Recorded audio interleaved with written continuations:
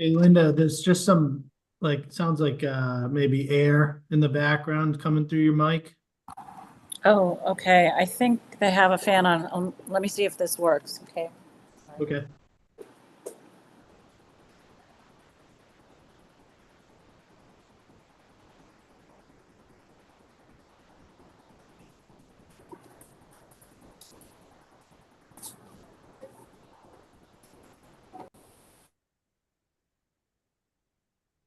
What I'll do is I'll just mute everyone besides the Board of Selectmen until we get to that respective part of the agenda.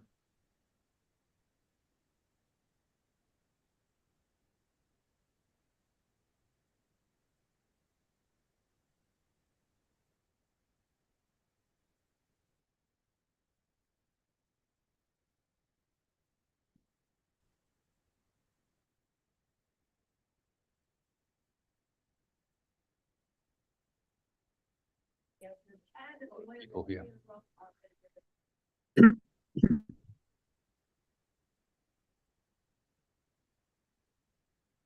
I see Gene, Rob, I see you, but you're muted.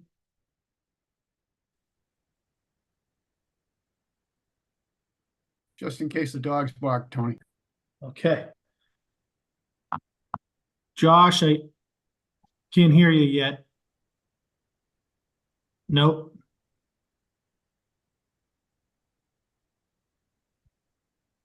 Gene, sound check. Yeah, hold on. All right, I hear you. We never had these problems until Tibble came on board.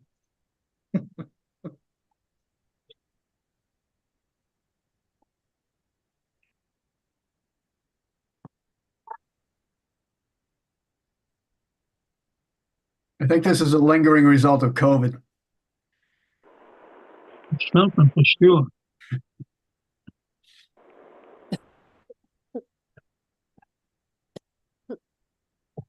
Josh, we still don't hear you. It says you're unmuted, but Am I there? we can hear you, Gene. We can hear Okay. Rob. Dan, ask you to unmute. Just check your mic. Here I am. Okay. No, Josh, still can't hear you. Maybe just try logging out and logging back in, or calling in from your phone.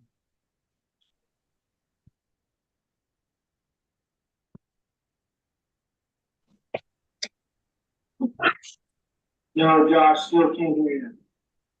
Oh, that's just.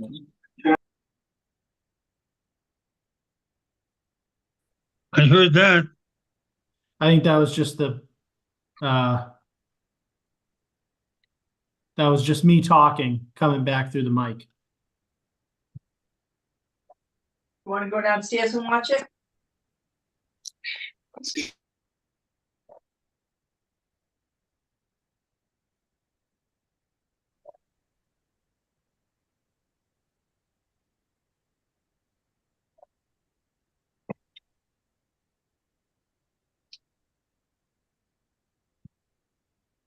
Still nothing, Josh.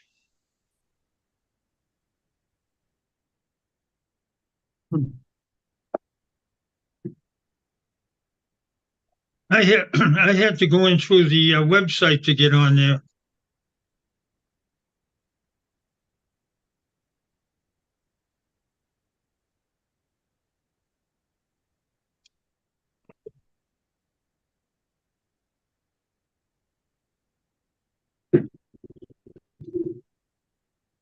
All right, Josh is gonna give us one moment, folks, while Josh tries to work out his microphone issue. All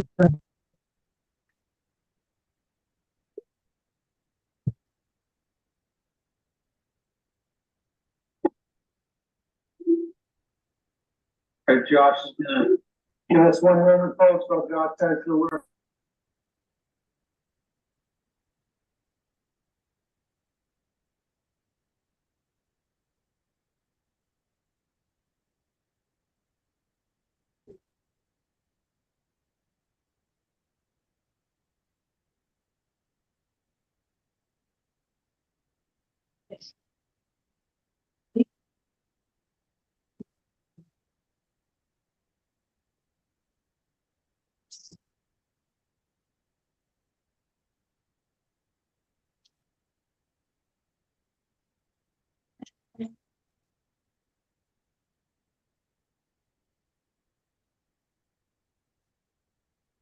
Are we on? Hold on.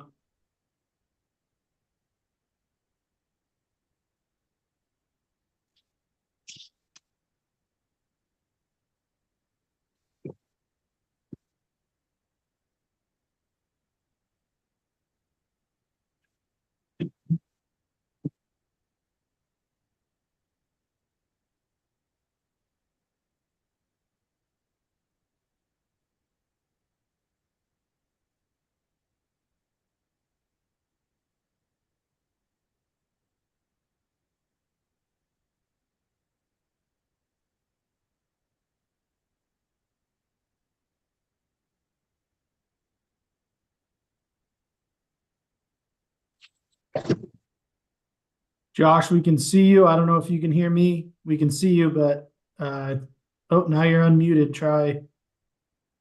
Can you hear me now? We can hear you now. Okay, and you can see me because I can't see myself. Are you on a laptop, an iPad? I'm on Phone? Ellen's, but it identifies me as Josh, not Ellen. It identifies you as Alan. I'll rename you to Josh. See this? All right, that's done. But yeah, we can see you We All can right. hear you now. We can hear you. and we can hear Okay. you. All right, so I'm gonna grab my other laptop that has all the documents on it.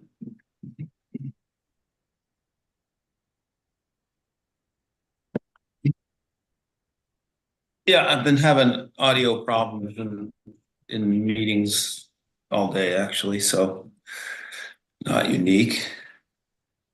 Well, we hear you loud and Okay. clear now.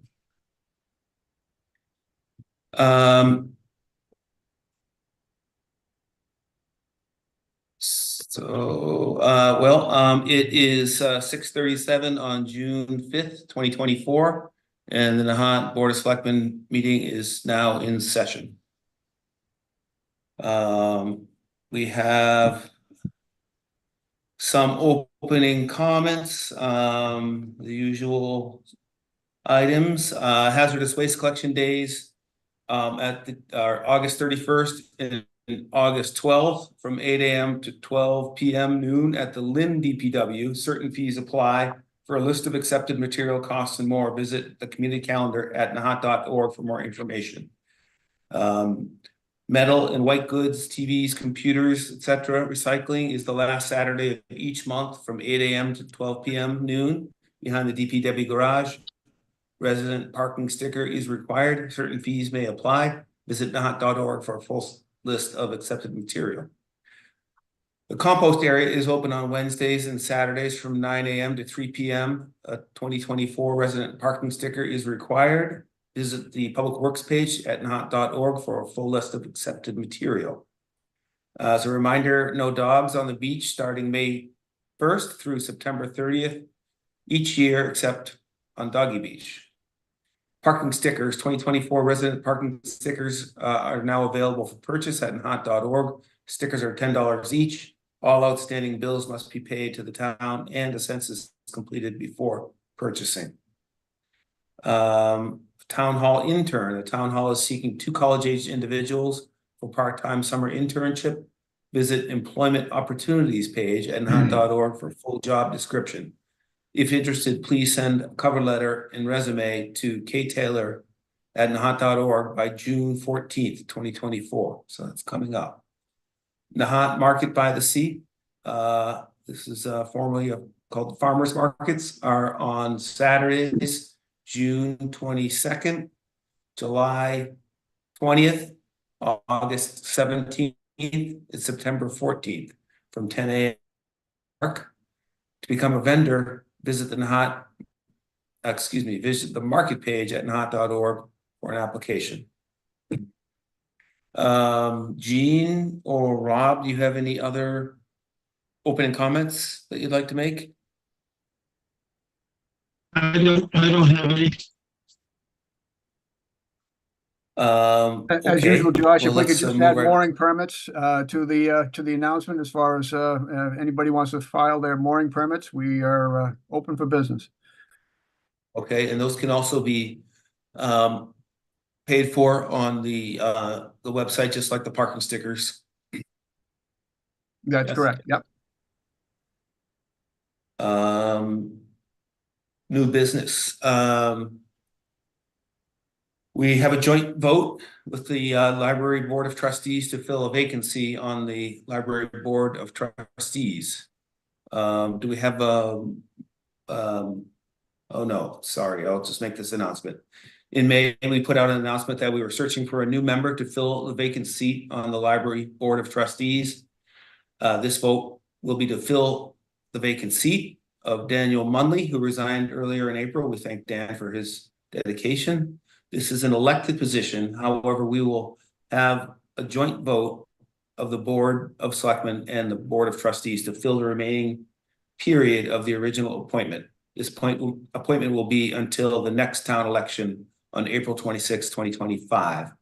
2025, where the appointed candidate can run for an elected term if they so choose. And I see members of the trustees, Ann Spurn and Linda Jenkins on the call. If you guys want to unmute. I also think I saw Nori on here as well. Nori, feel free to unmute if you want. Chairwoman Spurn, do you want to open your? I do. open And the- I want to start with an appreciation for Dan Munnelly. Dan has served for many years on the Board of Trustees and only resigned because of the new responsibilities he has as a sole proprietor in a new law firm, and he will be sorely missed. He chaired the building committee, and he was out there at town meetings with a table, telling people about the library and encouraging them to become members. And we really are going to miss Dan a lot. So I just wanted to read that into the minutes, our appreciation. So in terms of, at a time when the town is missing members on some key committees, we were really gratified that the library attracted 2 candidates for the open position of library trustee. And I want to thank both of them for coming forward to this really important position at a time when the library faces some challenges. And I'm now supposed to cast a vote. Is that right, Tony? So the way this process works, what we've done historically is we will each, the members of the Board of Trustees and the members of the Board of Selectmen will vote to nominate the candidates. And then after both candidates are nominated, we give the candidates an opportunity to speak on their own behalf. And at that time, the members of the trustees and the members of the selectmen can also voice, any comments, compliments about the candidates that are before us. And then after that, we will just a roll call the members of each board, where you will voice your vote for either of the candidates. Okay, so do we need to make a motion? Yeah, I can read it for you, and you can just say so moved if that works. Okay, I move that the Board of Trustees vote to nominate Mary Livingston and Ann Bromer for the open seat on the Library Board of Trustees, with the term expiring at the next town election, April 26, 2025. Second. Well, So this will be a member of the trustee Okay. would All say right. so, Very good. I either second. Ann or Linda. I second. All right, so Ann makes the motion, Linda seconds it. And if you guys would just do a roll call vote.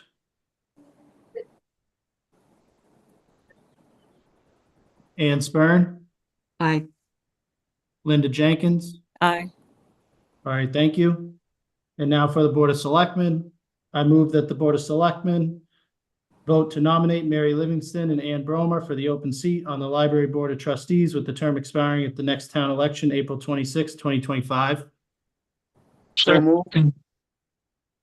Okay, moved by Selectman Thibault, seconded by Selectman Canty. Roll call vote. Selectman Thibault, Aye. James Canty, aye. okay, Josh, Josh Antrim, aye. okay. Still having a So, little difficulty here. okay, so, so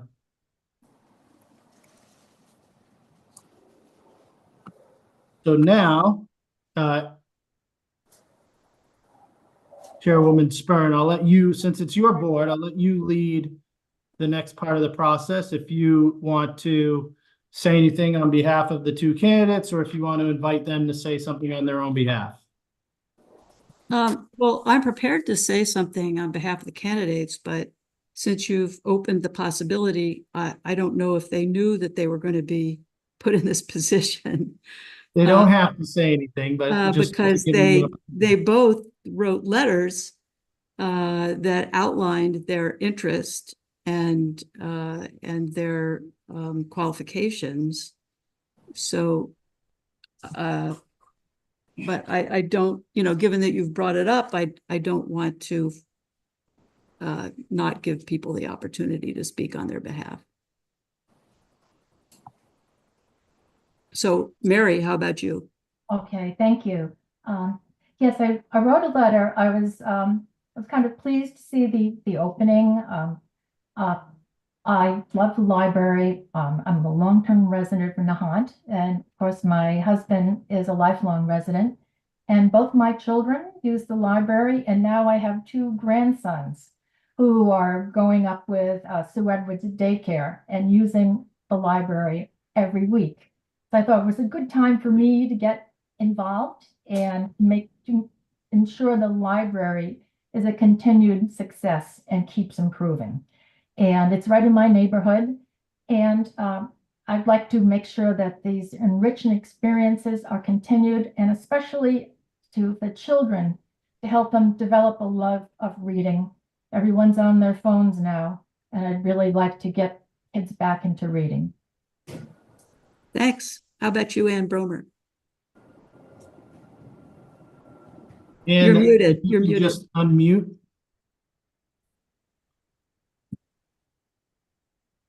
Okay, Yes. okay.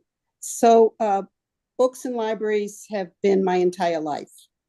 I went to Simmons Library School, graduated with a master's degree in 1965. My first job was at the Boston Public Library. I was in charge of adult services in 2 branch libraries. I established with my husband 60 years ago, Bromer Booksellers, which has been located in Copley Square for 44 years, the same location. I have published books, I have written books, I have curated exhibitions, I have contributed to both the Boston Public Library and the Boston Athenaeum, and since I've lived in Nahant, to the Nahant Public Library. I was a trustee of the Boston Athenaeum for 3 years, and it's my whole life. And so when I understood that this opening was coming up, I thought that is a good match. I have been on a committee for planning that of the library that Sharon invited me on. I have donated Norman La Liberté paintings to the library. I gave a considerable sum for the endowment, and I care very much about the library and the issues it is facing now with very serious infrastructure problems in the interior of the library. I still have energy, even at my age, And I would like to make some impact there with our wonderful librarian, Nori, our wonderful new director, and with Anne and Linda. So that's me. Okay, Tony, what's next? So if any of the members of the board or members of the trustees have any comments that they want to make before we get into the vote, now's the time to do so. I myself would like to thank Mary and Anne for putting themselves forward to for consideration. Volunteering, it's an unpaid position. It's all about dedication to the board or committee that you're volunteering for, in this case, the library. There is only one spot available, but so the only one will be chosen tonight. But either way, we encourage both of you to remain involved and stay involved with the library. There may be other opportunities in the future. And so just on behalf of the town and all volunteers, thank you for putting your names forward for consideration. Well, I want to second that, Tony. Thank you so much for saying it. And I would say they're not just opportunities in the future, they're opportunities in the present. There's the Friends of the Library, and Nori, she's nodding. I could see her here on Zoom that she's nodding. It's get in touch with Nori. There are ways to get involved. So we're ready to cast votes. Unless the Board of Selectmen, anyone on the Board of Selectmen have any comments?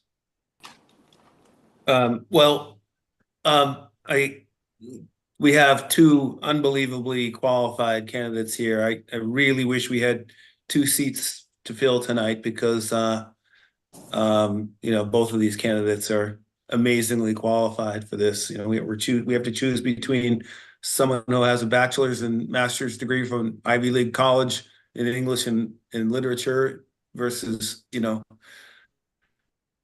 another candidate who is master's degree in library science and a lifelong experience. Really appreciate both Mary and Anne offering to volunteer. And I really wish we didn't have to choose, but unfortunately we do. That's my comments. I would parrot everything that Josh has said.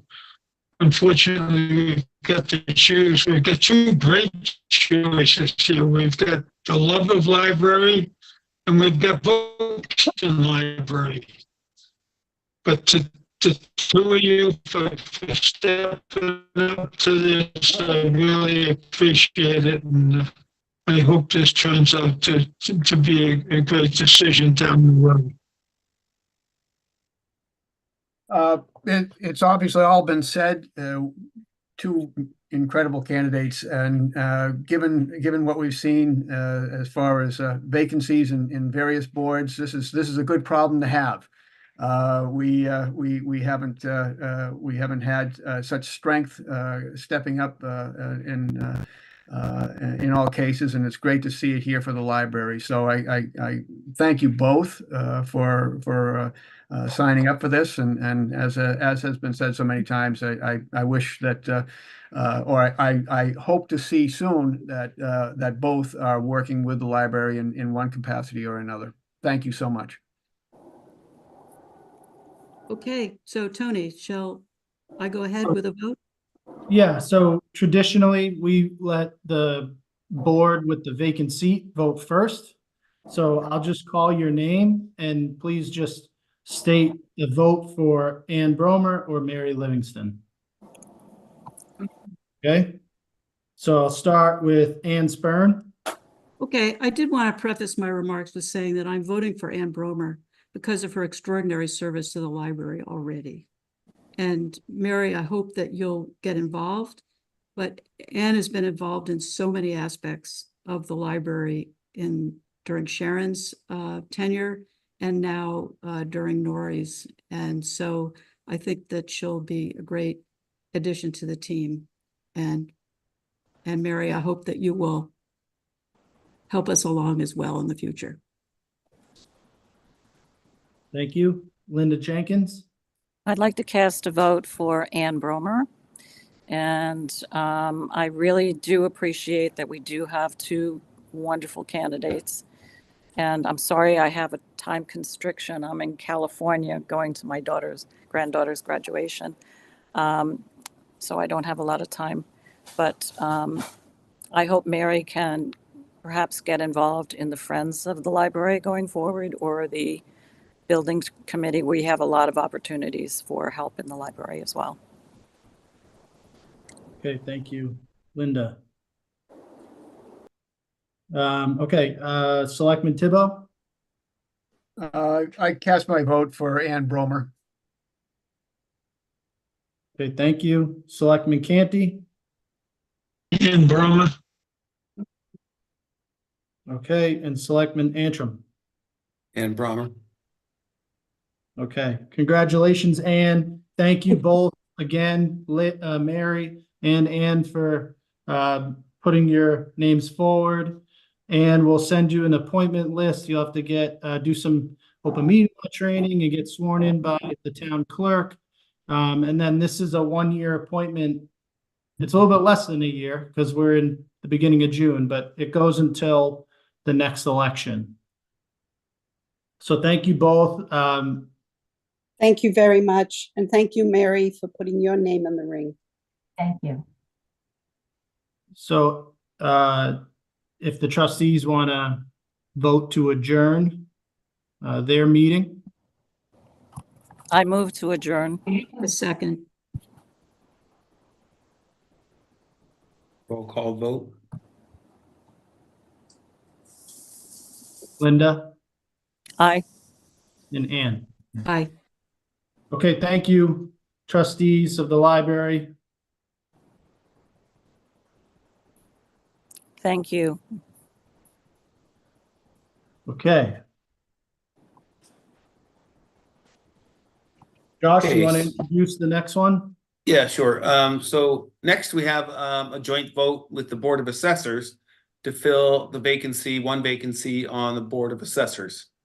In May, we put out the announcement that we were searching for a new member to fill the vacant seat on the Board of Assessors.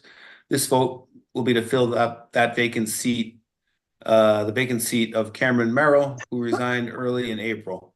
This is an elected position. However, we will have the joint vote of the boards to fill the remaining period of the original appointment. This appointment will be until next town election on April 26, 2025, where the appointed candidate can run for an elected term if they choose. All right, thank you. I see Board of Assessor members, Mr. Hunt and Mrs. Sherber. Good evening, Tony. So you just saw the process that we went through. We'll go through a similar process here. If you have any opening comments before we get to a nomination vote, otherwise I can read a nomination vote for you guys to vote on, and then I'll have the selectmen vote on it, and then you can make comments about the candidates if you'd like. Well, I think this is a very similar situation to the library vote. I am so pleased and grateful to have 3 candidates for the position, and they're not just 3 candidates, they are 3 candidates with amazing backgrounds, all different, but from a person who served on the Board of Selectmen for a long time and FinCom, to someone with amazing business background, to someone who is presently on the Board of Assessors in Medford. It's really, abundance of riches for us. It's great. So we appreciate it very much. It seems to be similar to the situation with the library. That's all I have to say. And I do wonder, do we need to open the Board of Assessors part of the meeting? Sure, if you could state that your meeting is open. So I move that we open the Board of Assessors part of the meeting to nominate people to fill the vacant position in the Board of Assessors. Okay. You don't need a vote, you just declare yourself open because it's not a meeting yet, so there's no motion to be made. I'm sorry, I couldn't hear you. You just declare yourself open, there's no open meeting yet, so you just declare it Oh. open and then move on. from Okay, there. all right. So we declare ourselves open. Okay, so what I'll do is I'll read the motion for you. You can just, PK or David, either one of you can say so move, the other can second it, and then you can vote, roll call vote, the nomination motion. I move that the Board of Assessors vote to nominate Edward Costigan, Jeff Lewis, and Michael Manning for the open seat on the Board of Assessors with the term expiring at the next town election, April 26, 2025. So moved. Seconded.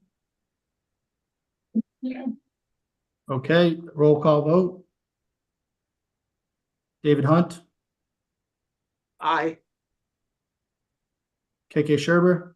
Aye. Okay, thank you.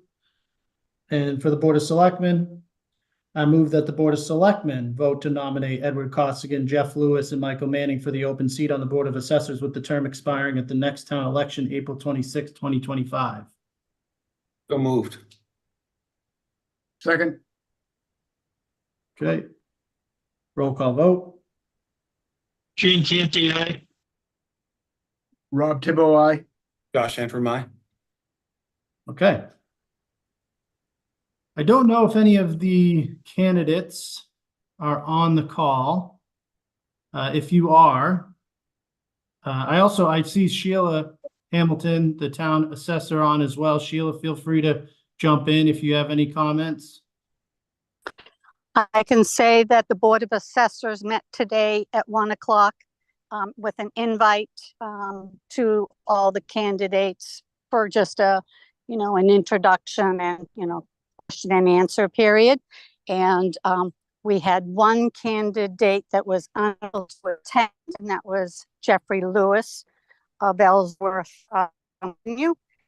But he is, interested in an excellent candidate as well as the other two. So if Mike Manning or Ted Costigan want to speak to you all, and Jeffrey Lewis, let them, please. All right, so are any of you three on the call tonight? And if so, please feel free to unmute yourself.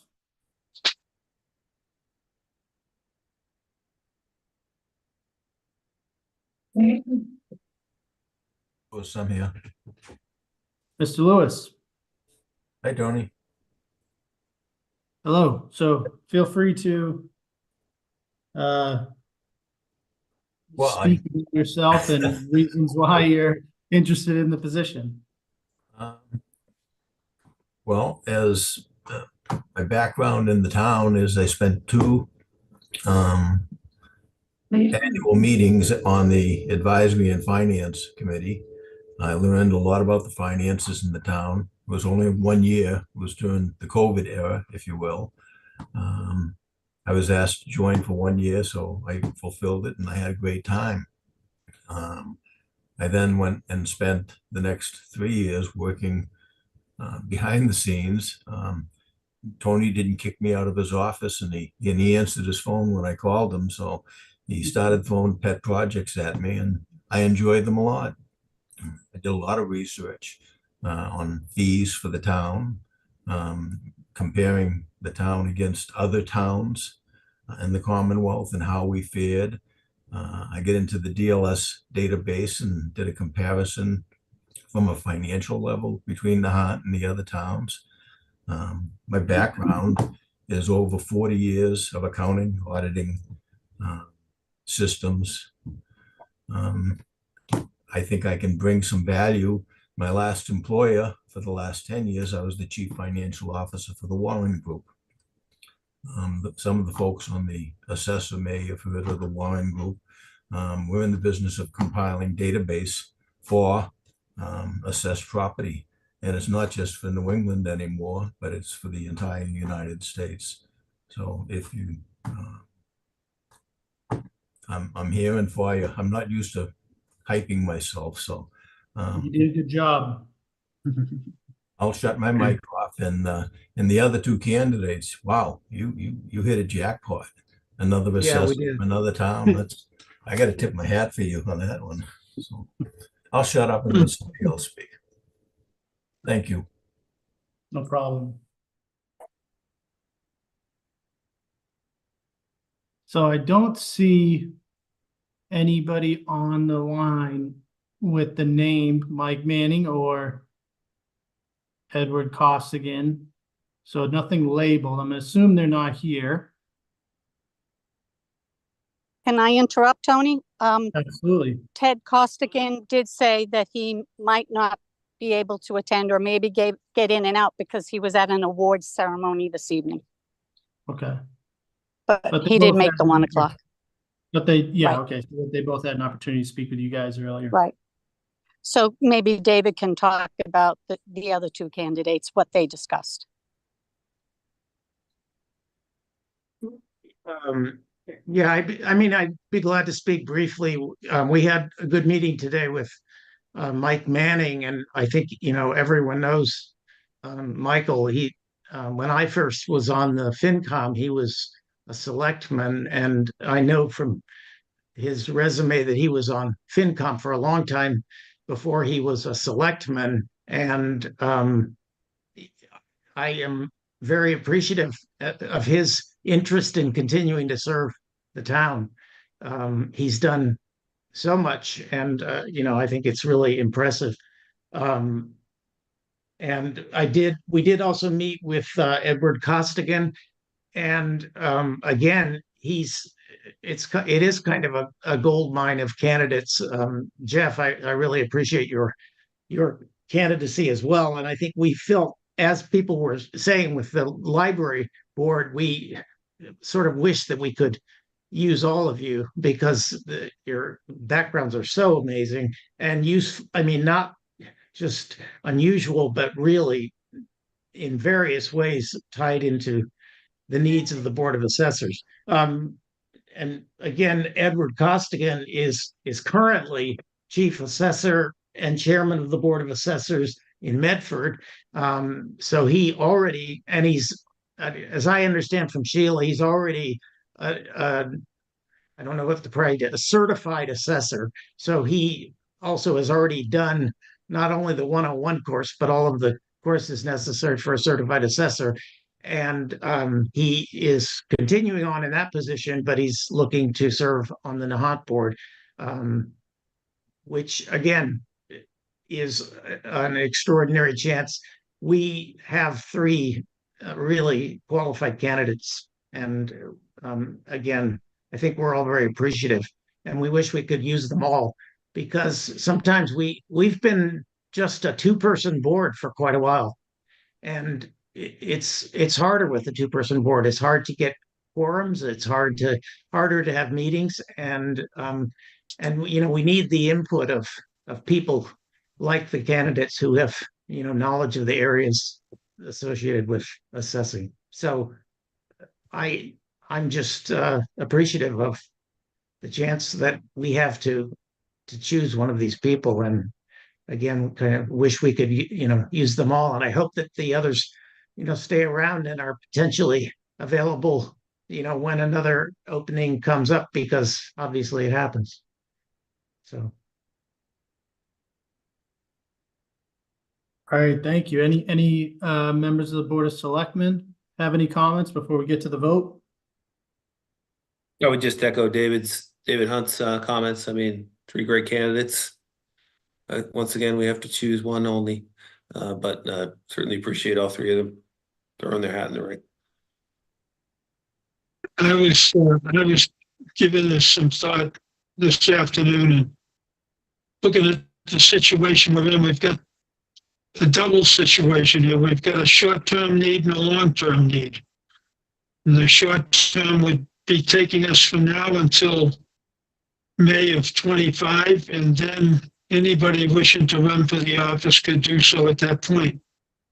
So it's and David, you're so right, and Josh, here we are with the same problem we had. Not a problem, but the same opportunity we have with the having the level of candidates that we have here.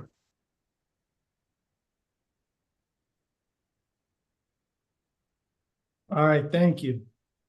So as we did in the last vote, the tradition is to roll call the members of the board that have the vacant seat first. So I'll start with the Board of Assessors. If you can just, as I call your name, just state either Edward Costigan, Jeff Lewis, or Michael Manning, and I'll record the vote. And then I will call the selectmen following that. So I'll start with David Hunt. So I vote for Edward Costigan.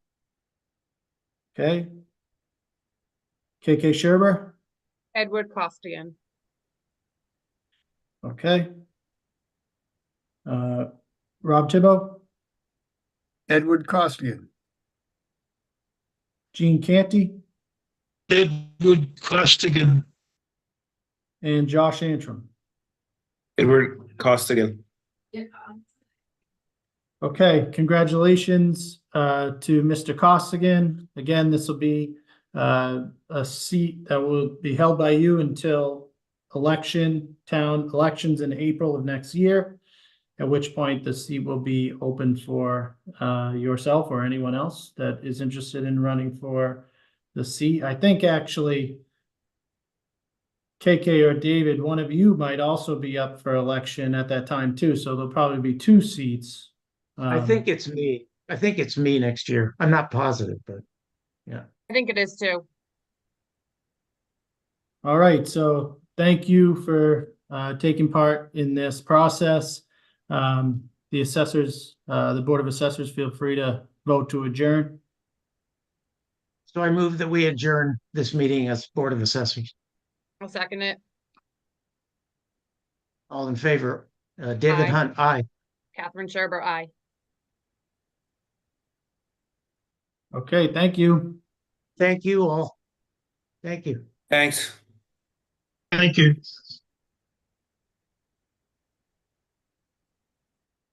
Okay. Moving on, we have an event request to approve for the Johnston fifth grade car wash. Do we have a motion? I move that the Board of Selectmen vote to approve the event request for the Johnson Schools fifth grade car wash on Saturday, June 8th, 2024, from 1 p.m. to 4 p.m. at the DPW parking lot. Second. I'll start the discussion. So the fire department, police department, and DPW have all been made aware of the event and have given their approval. Anyone else have any other discussion? No, I'm gonna get my car washed. Good idea. Kids do a good job down there. All right, roll call vote. Rob Thibault, aye. Josh Antrim, aye. Gene Canty, aye. Okay. We also have a vote to amend the club license and all alcohol license for the Nahant Country Club, Inc. at 280 Nahant Road, Nahant, Mass. We have a motion for that. I move that the Board of Selectmen vote to approve the employment, I move that the Board of Selectmen amend the club all alcohol liquor license for Nahant Country Club Incorporated to change the corporate name and its change of officers and directors. Seconded. Second. Tony is. Okay, motion's been made and seconded. Tony, do you have some background on this? Yes, and Dan's on the call as well, as is Yasmin Driscoll from the Nahant Country Club. My understanding is, this is really just somewhat of a housekeeping of making sure that the license is held. I also see Jeff Mussman here as well. So I don't need to explain it. Jeff or Yasmin or Dan, you guys can step in. So, Dan, do you want me to jump in here? Yeah, go right ahead, Jeff. So this is, the situation is that a license was issued to the Nahant Country Club, Inc. 60 years ago. At the time, the officers of Nahant Country Club, Inc. were approved by the town of Nahant and the ABCC. Since that time, it has become necessary both because of the change of the name of Nahant Country Club, Inc. to Nahant Tennis, Inc. and because there's been a change of officers. None of the officers that were approved 60 years ago are alive currently. This is a cleanup process, as Tony mentioned, and we are simply moving to officially change the name on the license to Nahant Tennis, Inc., and to change the officers and directors to the current board of directors of Nahant Tennis, Inc. There will be a second phase of this where we will move to transfer the license to Yasmin's entity, New Country Club, Inc. But that's to be coming at a later point in time. This is really just a cleanup.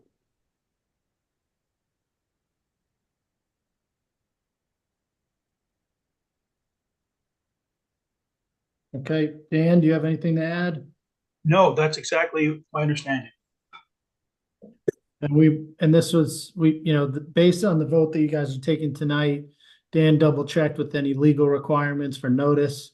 We adhere to those based on the type of vote that we're taking tonight, so we're good in that regard. Unless there's any other discussion by the board, you guys can vote on the motion on the floor. I guess it would be nice to have I don't think we got any backup information on this, like, just to be, it'd be nice to see changes from what to what and officers from who to who. I don't think we got any backup info on this. Is that right, Tony? You can have application which outlines all of that. I'm sorry, what was that? Your audio is a little muffled, Jeff. Sorry, I have a little laryngitis as well. So there's an application that was submitted that Tony is in possession of that outlines all of that. I mean, the people that, when it was approved 60 years ago, Phil McLaughlin, Anna McLaughlin, both now deceased, were approved as officers. The current board is listed. The current board of Nahant Tennis, Inc. is listed. So there is an application with all of that background. Yeah, Okay. it was a pretty thick packet of information because there's so much cleanup involved in this one. It is here at the town hall. I wasn't aware that it hadn't been forwarded to you yet, but we've been, Dan has been really involved in this process with Jeff and the ABCC to make sure that we're doing this the right way. So I think you can be confident that it's accurate, and as Dan said, there will be another step to take in the future after we complete this part of the process. Tony, I can tell Okay. Josh that Jeff addressed the directors and principals. The name change is going to be from the Nahant Country Club, Inc. to Nahant Tennis, Inc. Good for now. Okay. All right, so I'm willing to vote based on that and swing by the town hall tomorrow, take a look at the package if that works. Can I just jump in there for a second? Why, just so I know, anybody knows, why is it going from the Nahant Country Club to Nahant Tennis? Is there any reason for the change in name? It was confusing, Gene. Yasmin does business as the Nahant Country Club, and the Nahant Country Club thought that it was simpler to change the name to make it clear what we do, which is, tennis program. So Okay, simple as that. okay, great. Thanks, Jeff.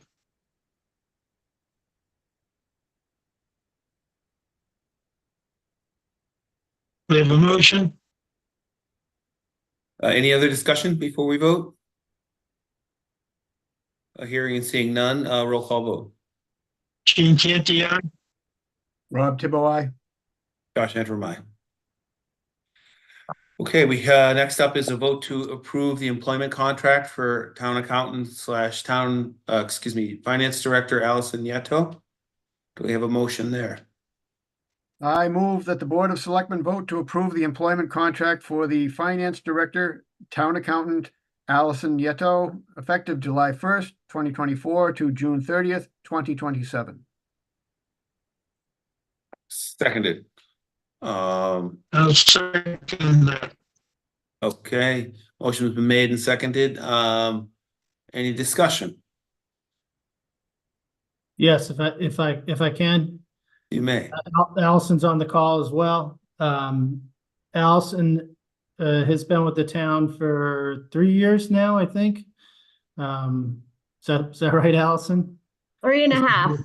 3.5. We're extremely lucky to have Allison, who came from the town of Marblehead with years of experience, is originally from Nahant, so she's very familiar with our town, and she has exceeded all expectations since being with the town. She's originally hired as a town accountant.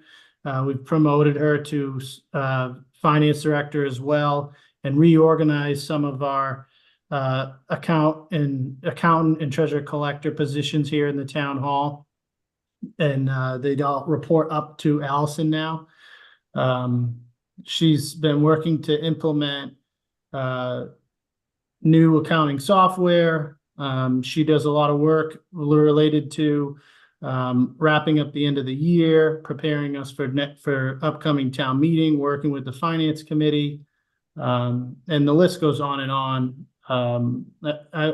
She's extremely valuable to our town, and she's very timely, responsive, very excellent problem solving and skills, and I very much appreciate the board supporting this new contract so we can secure Allison for another 3 years. Yeah, I guess I'll just add, I hear nothing but glowing praise for Allison, and my interaction's always informed and pleasant at the same time. So I certainly appreciate how fortunate we are to have Allison. I know all three of the selectmen had reviewed her contract, and I look forward to voting in the affirmative. Gene or Rob? I'd like to say with my limited experience in accounting, but just from what I see, hear, and read, Allison, you're always ahead of the game. That's great. Let me also jump in here. I've had the opportunity to work with Allison for a couple of years now in my capacity as harbor master, and she has access to the numbers instantly. I'm just very impressed by the tracking systems that she has in place. I think she's a great asset to the town, and I hope she stays a lot longer than the next 3 years. But let's just here we go with that anyway. Yeah. Okay. Any other discussion? I'll just add right. that we also performed prior to town meeting. We performed a salary classification study with an outside firm and looked at a lot of the full-time contracted positions and non-contracted full-time positions. And the proposal here is in line with what we found for a position of town accountant and finance director. So we're bringing ourselves in line with what this position should be compensated at. Okay, thanks, Tony. Roll call vote? Rob Tibble, aye. Josh Gene Antrim, aye. Canty, aye. Okay, great. So congratulations, Allison. Thank Happy you. to have I you enjoy signed up for working with 3 the more town. years. Yeah, I enjoy working for the town very much. Thank you. I appreciate it. Thank you. Okay, next up is a vote to approve the Memorial Tree Donation Fund. Do we have a motion there? I move that the Board of Selectmen vote to approve the Memorial Tree Donation Fund. Second. Okay, motion's been made and seconded. Little bit of canned discussion here. We recently created a memorial tree program where people can purchase a tree in memory of someone. The program also includes an option to have a plaque installed with the tree for an added cost. In order to take donations for this program, we need to create a separate fund. This was also the process we went through when we set up the Memorial Tree Fund, tree program. Yes. Anything else to add, Tony? Yes, I want to give a lot of credit to the tree task force, as well as the open space committee, who both, worked a lot, on this project for us and put together a lot of the framework of how it would work. Everyone is aware of our memorial bench program that we run. Oftentimes we run into, location issues. We have a moratorium on certain locations in town because they've somewhat become overcrowded with benches, or a particular location may just not work because of other activity that occurs in that space. And so we've really tried to provide an alternative for those who want to purchase something in memory of a loved one that has passed. And this is where we've come up with the tree program. What we aimed to do here was that it would roughly be the same cost as if you were going through a memorial bench application. So it's about the same price. And when someone is interested, they fill out the application. They tell us the location that they like to put the tree. We've worked with the tree warden to determine generally in the locations around town where trees can be accepted, what types of trees would be best for those particular locations. And then we work with the applicant to decide which tree they'd like to purchase. And then we, hopefully get it planted within the following year. So this fund allows us essentially to collect the funds for the tree from the applicant so that they can be used for that purpose. Tony, do you have the names of those that are actively involved in the program? We can have that at the next meeting. As in, from the tree task? As in, thank you to those who. Yeah, I'd be afraid to miss anyone, so why don't you let me pull those names together? We can do a formal thank you at the next meeting. Yeah, there's definitely a lot of people that have some involvement to this whole process. And the other Gene, your audio is, at least on my end, is cutting in and out. The other question is how much are the trees? Yeah, hold on a second. So Gene, No, that's not good. Gene, what I'll do is I'm gonna stop your video, so we'll still hear you. That might help the. Yeah, it seems like there's a bandwidth problem. Try saying something. Could you repeat that, Gene? Hello. Yes. Yes, it's better. Yes. Yeah, that sounds good. Much better. If it is, let me know. And I'll move another couple of feet. Yeah, I'm on. Came in I'll a little. change that next. Yeah, it came in a little choppy again. Still. Yes, still. Feel like it's delayed a bit too. So I think Gene's question was cost wise. It's typically, I think it's around $1,200. Just similar to what the cost is to go through the bench process. And there's a page on the Nahant.org. So if you go Nahant.org and put memorial tree in the search, you'll find additional information there. Oh boy. If this is any better. So it sounds a little bit better. A little bit. So All right, well, let's stick with this for now. okay. Tell me if it does get garbled. Okay. That last sentence sounded good. Right now, it's fairly steady. Thank you, Mr. Tibble. All right. Gene, I don't know if you could hear what Josh and I were saying, but cost of the tree, the cost of a memorial tree and plaque should be around $1,200, which is similar to the cost of a memorial bench and plaque. It's somewhat subject to the costs that we are charged by the nursery for the type of tree. So it's somewhat, dependent on what the market price is at the time of your application, but it should be around $1,200. And there's a link on the website for those interested to learn more information. Is there a certain type of tree?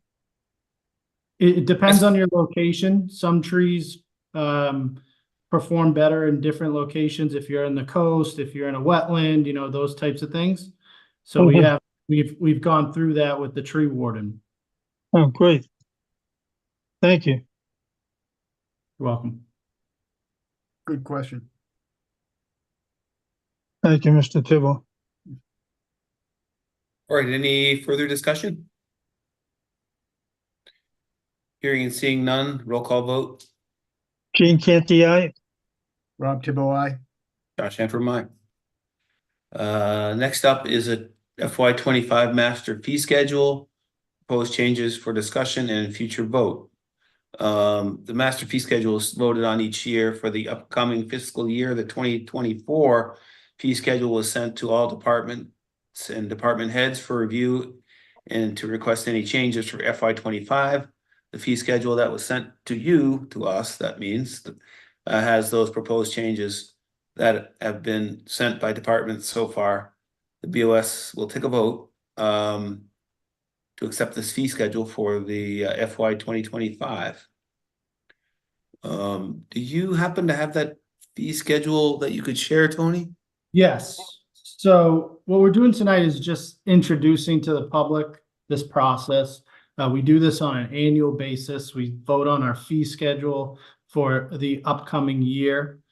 And let me pull it up so I can just show those on the call what I'm talking about.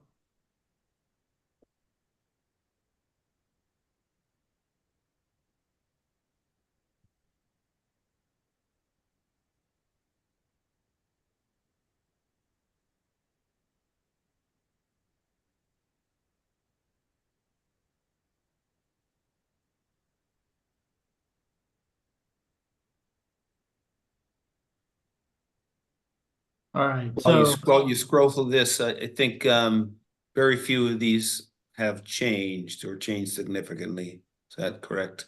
we're not even recommending changes tonight. Okay. I'll briefly talk about some of them, but what we'll do is we'll provide that recommendation to you next meeting. So this is the list of our fee schedule, everything that the town charges fees for in the assessor's office, Board of Appeals, Board of Health, Selectmen, clerk, cemetery, and all fees related to the town are here on this fee schedule.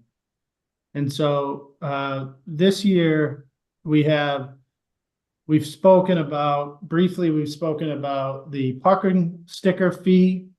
We've talked about building inspector fees, plumbing, gas, electrical inspector fees. We have done a lot of research on that category specifically, and that's what Jeff Lewis was mentioning earlier in the meeting. I'll just show you quickly. See if I can change my share.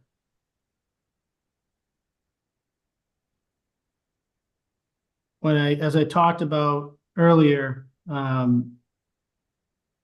our building fee, we looked at, I don't know if you can see this spreadsheet that I'm scrolling through now. Yeah, I can see it. We looked at 37 other towns. We pulled data, their fee schedules specifically under inspectional services, and looked at, every single fee that they charge. We charge fees for the similar products or similar services. Some things we don't have that they have that we might want to consider bringing in. And then we evaluated our fee rate compared to these other 37 towns.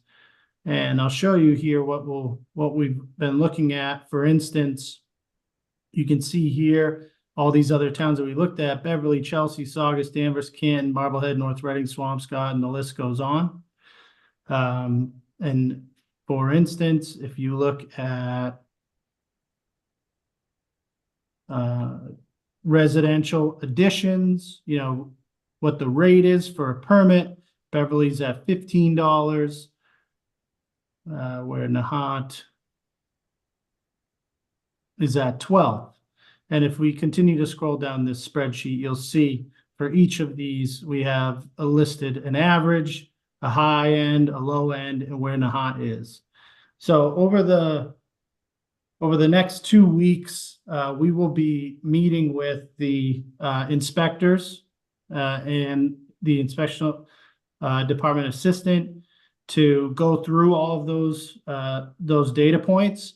And ideally, I think what we'll try to aim for is to at least get up to the average that we found from the other, almost 40 towns, and perhaps maybe a little bit more than that. But we're trying to balance the cost increase with also staying up with the times. A lot of those fees that we were pulled are from 2022. And especially in the construction world, with inflation over the last couple of years, costs of things have gone up. And so we want to make sure that we're capturing the proper fee permit. So that's a big category of, consider low-hanging fruit, where the town could grab some additional revenue. And other things, as I mentioned, the parking sticker. We also talked short-term rental regulations. For those, it's not on tonight's agenda because we have a very full agenda. We plan on having a discussion about those at your next Board of Selectmen meeting. But inclusive of those regulations, there's a number of different types of inspections or certifications that licensed short-term renters are going to need in order to be a licensed owner in the town. And so we want to make sure that all of those fees are captured in the fee schedule as well. And then lastly, on an annual basis, we send this fee schedule out to all the department heads and ask them if there are any fees missing that need to be added, any new fees that have been adjusted, any recommendations, and they send those back to us too. So tonight, is really just to kind of introduce the process. And what we'll do is we will have a recommendation for the board to consider at your next meeting. Okay, thanks. That looks like a really thorough assessment. Glad to see we're doing all our homework there. Jeff Lewis deserves all the credit with that. That's one of the tasks that he has helped the town out since, as he mentioned, after leaving the finance committee. He's helped Allison and I on a number of different things. And it's a lot of data there, a lot of research. It's organized well, and it's really put us in a position to be able to make a recommendation. And a lot of the credit goes to him for putting that data together for us. That is a tremendous tool. I really can't thank Mr. Lewis enough. As far as documenting what the fees are, what they should be, whether or not they should change. This is great work, and I really appreciate it. Likewise. All right, so we don't have a vote on this tonight, so unless there's any other comments, we'll move on to ongoing business. First topic is the housing production plan and next steps. Here we go, Sue. All right, Kevin, mute yourself. Yeah, let me press mute here. What I'll do is I'm gonna just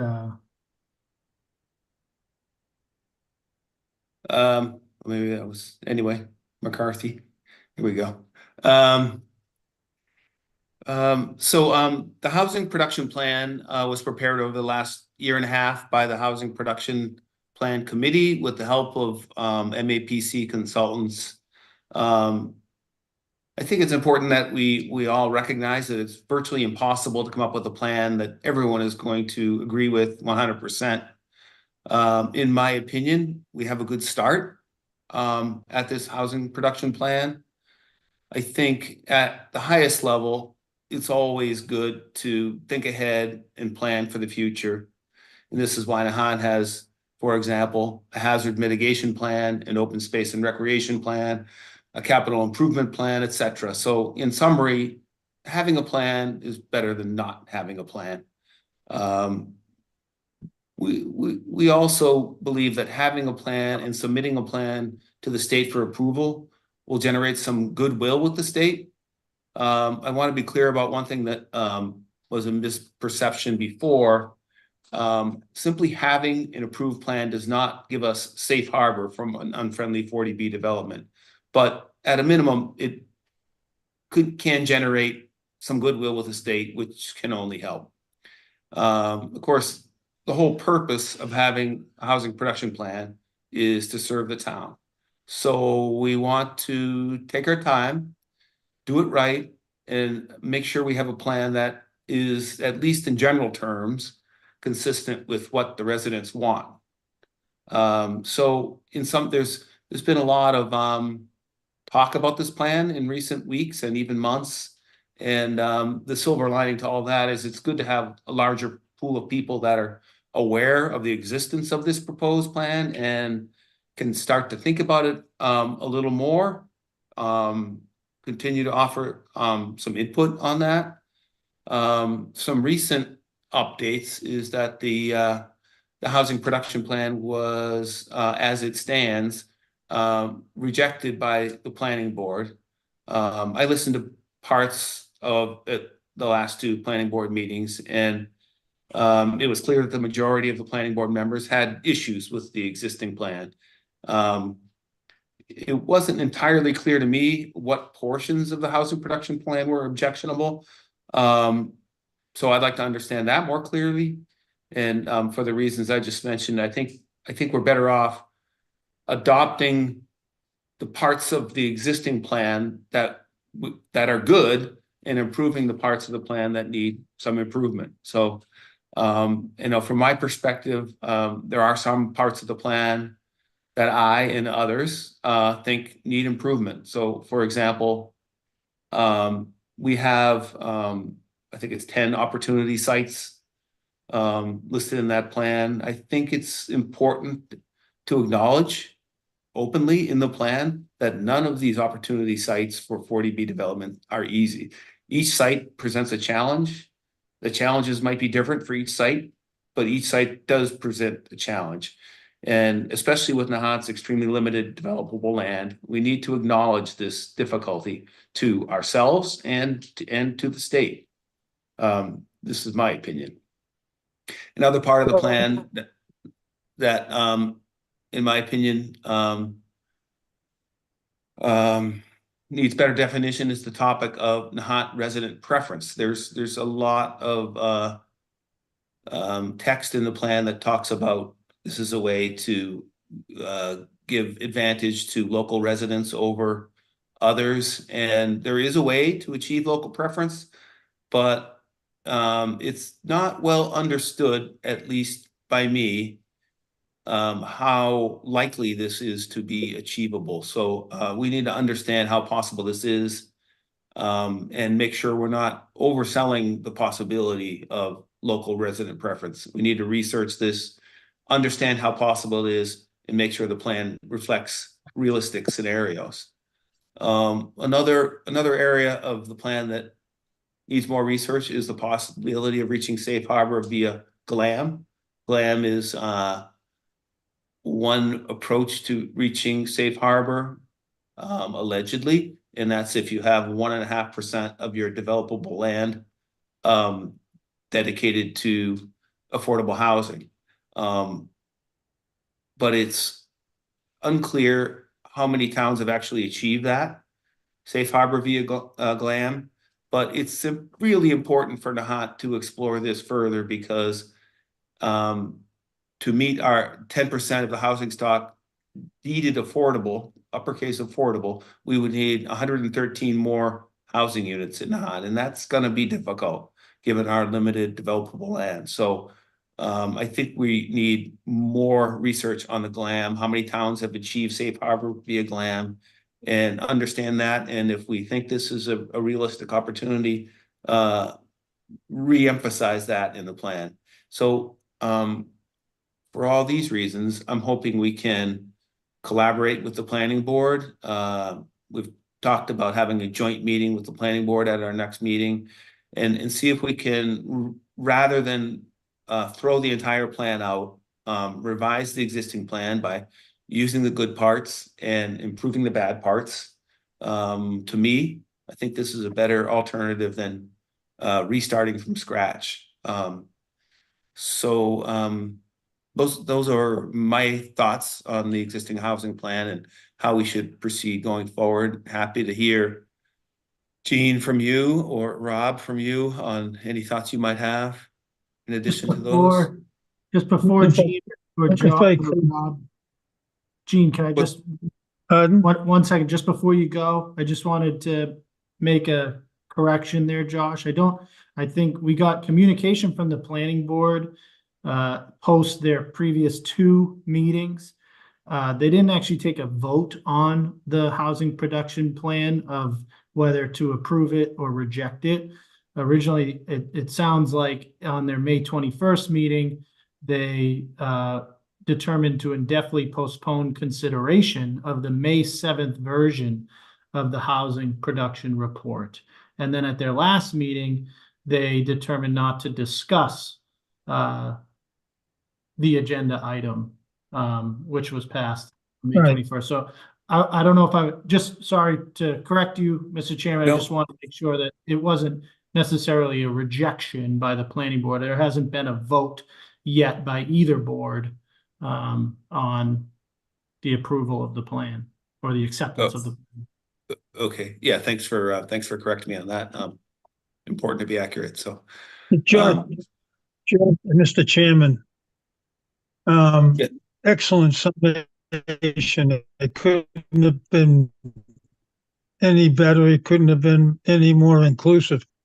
And I had a discussion today with Tony, as we all do once a week, to go over the current and the next week's business. And the question I had, and it still lingers in my mind, and that is, for example, all that information you just generated or transferred to us was born from many meetings. Gene, you're breaking up again. Subcommittee has had over the last year. Gene, and so I said to Tony today, why is the planning board, and this is just a question. I'm not trying to fire start. Why is the planning board taking this over from the subcommittee? Any better? How's that? It's Hello? better. Hello? We Unfortunately, missed, we missed I'm most here. of what you had to All right, say. okay. Can you hear me now? yeah, try it again. Try it again. We missed a lot of it, Gene, but try again, please. Okay, I'll shorten it and just say that your summation was the result of a lot of efforts by the subcommittee over the last year, some 200 pages worth. And my question to Tony, can you still hear me? Yeah, now you're coming in nice and clear. I don't know what you did, but sounds great.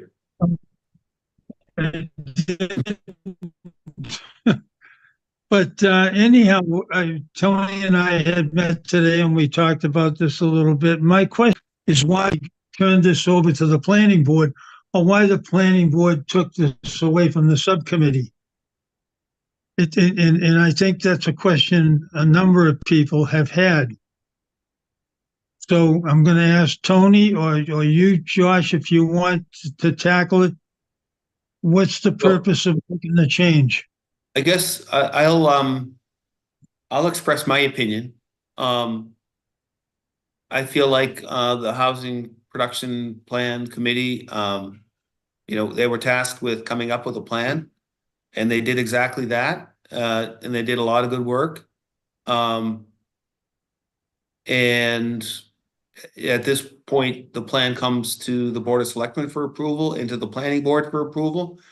And so I think that's appropriate. I think, that the Housing Production Plan Committee has fulfilled their assignment, and now it's up to us and the Planning Board to get it to the point where we feel comfortable submitting it to the state. That's how I see it anyway. Happy to hear other points of view though, for sure. Okay, how does that transfer itself from the subcommittee to the planning board and the planning board on up to the Board of Selectmen? It doesn't necessarily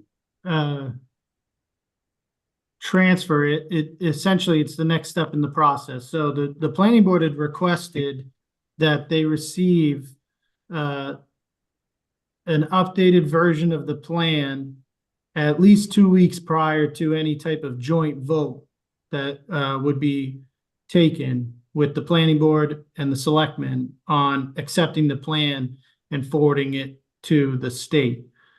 So the Housing Production Plan Subcommittee did that. They forwarded the latest version that they had to both committees.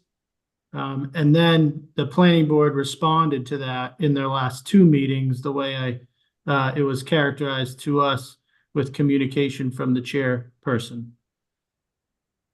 Yeah, I listened in last night and I came away with almost that same impression that you just gave. Just looking to make sure that this transfers properly so that when we do meet with them, we can move on with this. Mm-hmm. Yeah, I do see we're gonna have a citizens forum later, but I see that the chair of the planning board is on the call and has his hand up. I wonder if we could unmute Rob Steinberg. Sure. Unless, do you, Selectman Thibault, did you want to have any comments before I go to the chairperson of the planning board? Mr. Thibault, you're muted. Thank you, Tony. I go back to what Josh initially said. Having a plan is better than not having a plan. Everything that falls after that, I'm in complete agreement with. There's a lot of work that went into this. I think there are a lot of excellent points. I think there's a lot of excellent documentation. I know that we can use this material to help us move forward, and I look forward to doing so. All right, so Chairman Steinberg, if you could unmute. Yeah, what I'd like to say is we did have a meeting last night there is, the minutes reflect that we did not take up the agenda item about how the planning board wishes to move forward. Planning board made a request to assist in preparation of a plan, either its own plan or a modification of materials provided and developed by the Housing Production Plan Committee. So moving forward, there are members of the planning board who want to look into exactly what was decided at the May 21st meeting with regard to postponement of the May 7th plan consideration, whether that means that we can't review any materials or build on what the Housing Production Committee developed or not. My clear recollection was we have the ability to build on what they did, which would be a reasonable position, but it's not clear a majority of the planning board agrees with that. So we'll have to flesh that out at the next meeting. Tony's description of where we are is accurate, and appreciate Josh's comments as well. That's what I have to say. If anybody has any questions, but we're trying to determine what the consensus of the planning board is on developing a plan, and we will consider that at the next meeting, which is currently scheduled for the third week of June on Tuesday. Thank you, Rob. No questions. I have nothing further. I can't hear anybody. Thank you. Yeah, thanks. Okay, thank you. Thanks, Rob. Any other input on the housing production plan, next steps before we move on? Michelle has her hand raised as the chairperson of the subcommittee. Thank you.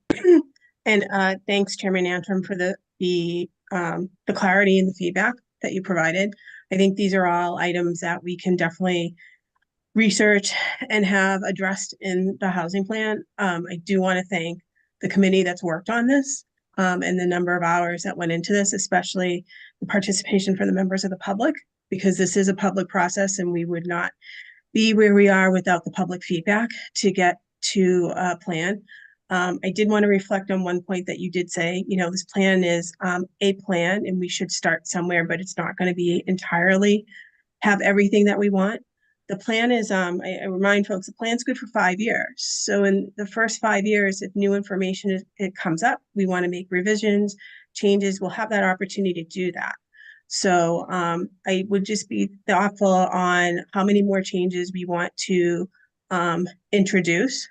And hopefully we can have our joint meeting and talk more thoroughly with the planning board on any other changes they would like to see. And hopefully we're able to move forward. The committee is a subcommittee of the Board of Selectmen. We take our direction from the Board of Selectmen in consultation with the town administrator. And I hope that we can move forward and certainly accomplish something in terms of affordable housing for the town of Nahant. Thanks, Michelle. Okay, anything else on the housing production plan? All right, then let's move on to the Northern Strand Extension project update. Tony, would you like to provide Yes, this? just before I move on to that, so would you like me to reach out to the planning board with that somewhat of a request, I guess, to join us at a future joint meeting with Yes. some, you know, can come with some prepared comments on the plan and. Yeah, definitely. I definitely want to do that. And in particular, I hope that the planning board and the selectmen can come with some thought out ideas about constructive changes. Okay. In other words, it doesn't really help people if we just say, well, I don't like this. You know, it needs to be, I want this that says X to say Y. Right, right. Okay, Prepare ahead. That's my request. okay. But yes, please, if you could schedule a meeting, that'd be great. Thank you, Tony. Okay, so Northern Strand Extension Project update. This had an article that was featured in the Lynn item about construction that could be starting soon this year. This project is something that, you know, our community has voiced a lot of support, but also concern about the current design, support of the extension of the bike path, but the current design. I think we heard a lot of unanimous concern about the current design. The Board of Selectmen and I had communicated formally through multiple letters to the state about those concerns. We had meetings with our state legislators and also members of the mayor's office in Lynn and officials from the state departments of MassDOT and DCR who actually have control over this project in the Lynnway. If you go on to nahant.org, there's a ton of information there from when we really started this process. And if you go to community topics, right here on the left side, Northern Strand Extension Project is here. It'll bring you to this page, which has a lot of information. Some of it's dated from back when there were public meetings about the plans of the project. We also included our letters that we submitted to Mass DOT and some plans that were provided to the town we put on the website. I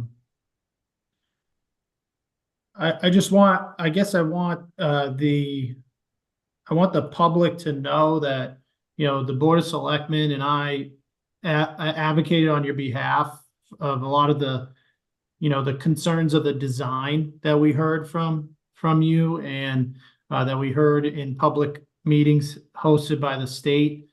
We talked to them about changing the design, putting it on the other side of the Lynnway where there is less traffic. We talked about exploring the boardwalk along the channel. We talked about, you know, the importance of maintaining that lane for traffic inbound to Nahant. We talked about a seasonal concept where the bike lane might, you know, be something that is only really up and available during the warmer months. And we talked about shortening the bike path. We met on site. We even got to a point where when a lot of that really didn't seem to gain any traction, we even got to a point where we said we asked permission to pay for and run a traffic study of a mock bike path where the proposed design is, and that didn't really gain any traction either. So, you know, the town of Nahant has certainly voiced their concern on your behalf to the state about the current design. We also voiced support, you know, for the Northern Strand project. We're just hoping to accomplish the completion of that with less negative impacts for our residents. And it didn't seem to get much traction. So the plans are finalized and they're getting into construction. It sounds like this year. We'll reach out and get a better idea of what that schedule looks like and provide contact information on our website to the folks in charge for anyone that has concerns or comments regarding the project. But obviously you can reach out to the state senator or state rep's office in the meantime. Thanks, Tony. Yeah, and I'll just echo a few of those comments. We went to these meetings, we suggested alternative ideas, we expressed our concern about the impact on the traffic. And it essentially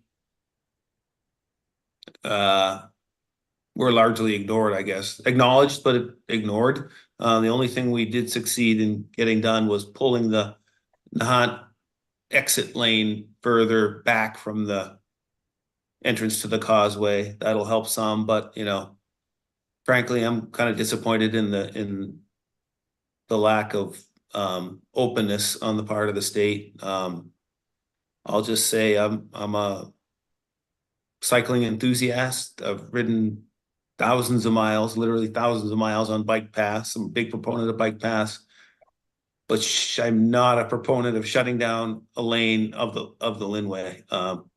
I think it's a bad idea.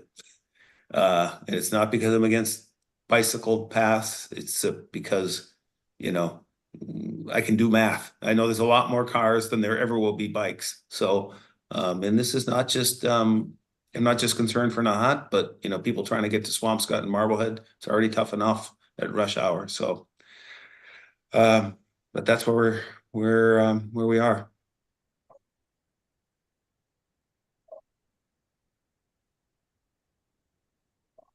Anything else from anybody? Yeah, I think, I guess I'll just add, losing a lane of the Linway while simultaneously building condos on the Linway at an incredible rate seems like a bad combo. Yeah, so a lot of those concerns were expressed. We talked, in the letters, we talked about the planned increase of housing units on the Linway. So we used a lot of that data. It unfortunately, it's not our property.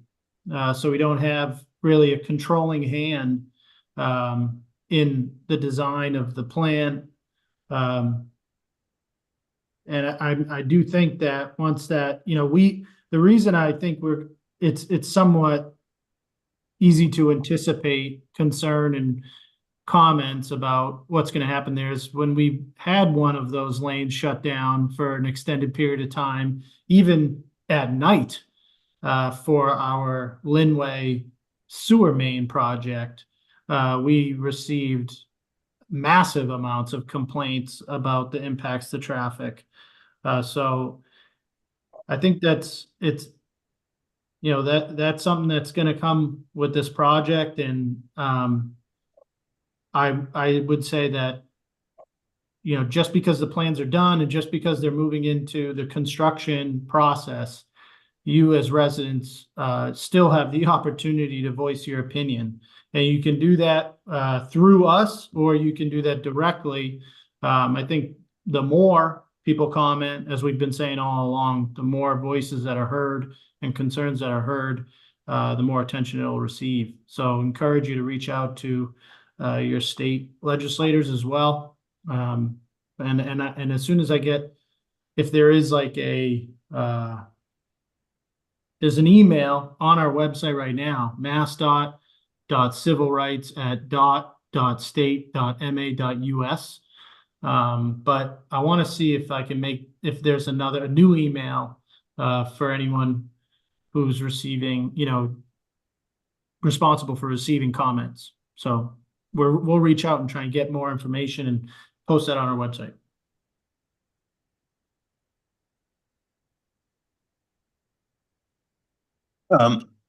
Robert, Gene, anything to add?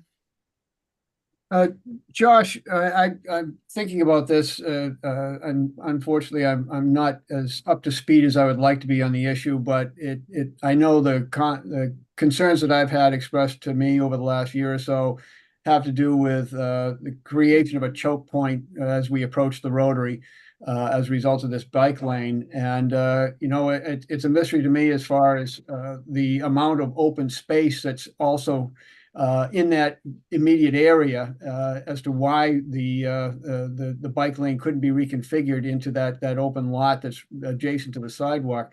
But all that aside, it does, I think, create the possibility of a significant safety issue in that if we are depending on or in need of a mutual response from Lynn Fire or from an ambulance ALS service, once again, that's the only way in. And we've already got quite a backup as it is, as far as people trying to hit Lynn Shore Drive to proceed up to Swampscott and Marblehead. And this can only exacerbate the problem. So I'm hoping that we can get some sort of a response. I'm just pulling up the plans, based on your comments, Rob. This is, the section of the Linway that approaches the Rotary. This protected bike lane extends back to the intersection where the recent Beacon Chevrolet development occurred. Mm-hmm. So the Market Street intersection is where this starts, and when it gets close to the Rotary, it's going to jump off onto the green space. And that's where your dedicated lane to the town of Nahant is reintroduced, which is really where the dedicated lane starts now, except for there's nothing leading up to it anymore. It may actually, it's hard to tell if that, the speed in which people are able to get through the Rotary will be improved or negatively impact at that area. But the choke point is now going to be the Market Street intersection, which is going to push, I would assume it's going to push traffic further back, like towards the clock tower. So it jumps off and it does not enter the Rotary, but it jumps off onto the grass and carries over towards the entrance of the causeway, where there's going to be a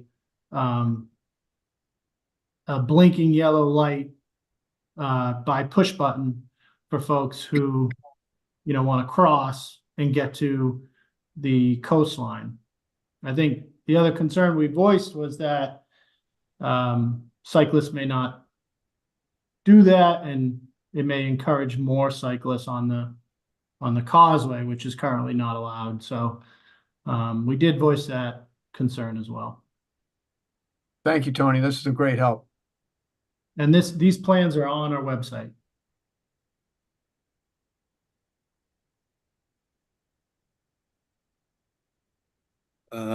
All right, if there's nothing else on that, next on the agenda is preserving East Point. We'll give an update. There's been a lot going on at pretty rapid pace the last few weeks. And in addition to Citizens Forum, we'll have a designated question and answer session where people on the line can ask questions or make comments. So I'll start with my attempt at a summary of what's going on and what will be going on in the next few weeks. Gene, Rob, Tony, please feel free to supplement. Just so you know, Jim Ponsetto from Greenberg Pro-Ag is on the line too. Hello, Josh. Didn't see you there. Hey, welcome, Jim. Thanks for joining us tonight. Jim is one of the eminent domain attorneys working for the town of Nahant. So same thing to you, Jim. If I'm not quite accurate about something, please let me know. So with regard to the eminent domain process, on April 16th, summary judgment ruling was made that essentially said that the taking is unlawful. As a reminder, the taking in this case is putting a conservation restriction on a portion of Northeastern's land at East Point. And as part of that ruling, the judge also gave permission to Northeastern to seek a damages claim. Following that judgment, Northeastern submitted a damages claim for approximately $25 million. Approximately 24 million of that was damages due to construction delays from 2021 to 2024. My impression is that Judge Karp did not see Northeastern's damages claim at that time. And Nahant was given 10 days to respond to the damages. And due to this exorbitant claim, Nahant requested a stay for 30 days, which Judge Karp denied. And then on Monday, May 13th, I think it seems Judge Karp saw the damages claim for the first time and immediately called for an emergency hearing with Northeastern and Nahant the next day, Tuesday the 14th. At this hearing, the judge granted Nahant 60 days to respond to the damages claim. The response to the damages claim is what our lawyers are working on now. Our response is due, I think it's actually July 26th, which is not so far away. With regard to the damages claim, we of course have to take this claim very seriously, and we are. It's our responsibility to take it very seriously. However, at least I am optimistic that damages will most likely be dismissed or greatly reduced. We also went through another process called an interlocutory appeal. So that means making an appeal to a different judge to say, we don't agree with this judgment. Do you overturn it? It's a little bit of a long shot. That's not something that's commonly done. The appeal judge didn't feel it was appropriate to intervene at this time. These kinds of petitions rarely get approved. There were a bunch of petitions that were sort of, in addition to ours, denied within a 24 or 48-hour period. Ours took 10 days to be denied. I don't know if there's anything to read into that, but that's what happened with the interlocutory appeal. So it's now back with Judge Karp for the damages claim. And that's more or less the summary I have. Tony, or do you have anything to add to that, or Jim Ponsetto? No, Josh, I think that's a fair summary. Okay, thanks, Jim. I think you nailed all the points there. I would say that the Board of Selectmen has had the Preserving East Point item on their agenda repeatedly for quite some time now, and will continue to do so. At all of these selectmen meetings, the residents have the opportunity to ask questions directly to the Board of Selectmen. That being said, just please understand that there are some questions that the board can't answer. And that's not out of, a desire to not be transparent with you, the residents. It's that this is a public meeting, and, Northeastern can pay attention to the things that are being said during these meetings. And we don't want to show our hands or our legal strategy to Northeastern for the benefit of the town. At this point, the legal team is taking direction from the Board of Selectmen, and that direction is very much in line with making sure, that we do everything we can to protect the town of Nahant. So it's definitely being taken seriously. We hope to be able to answer as many questions as possible about process and things that we've taken on so far.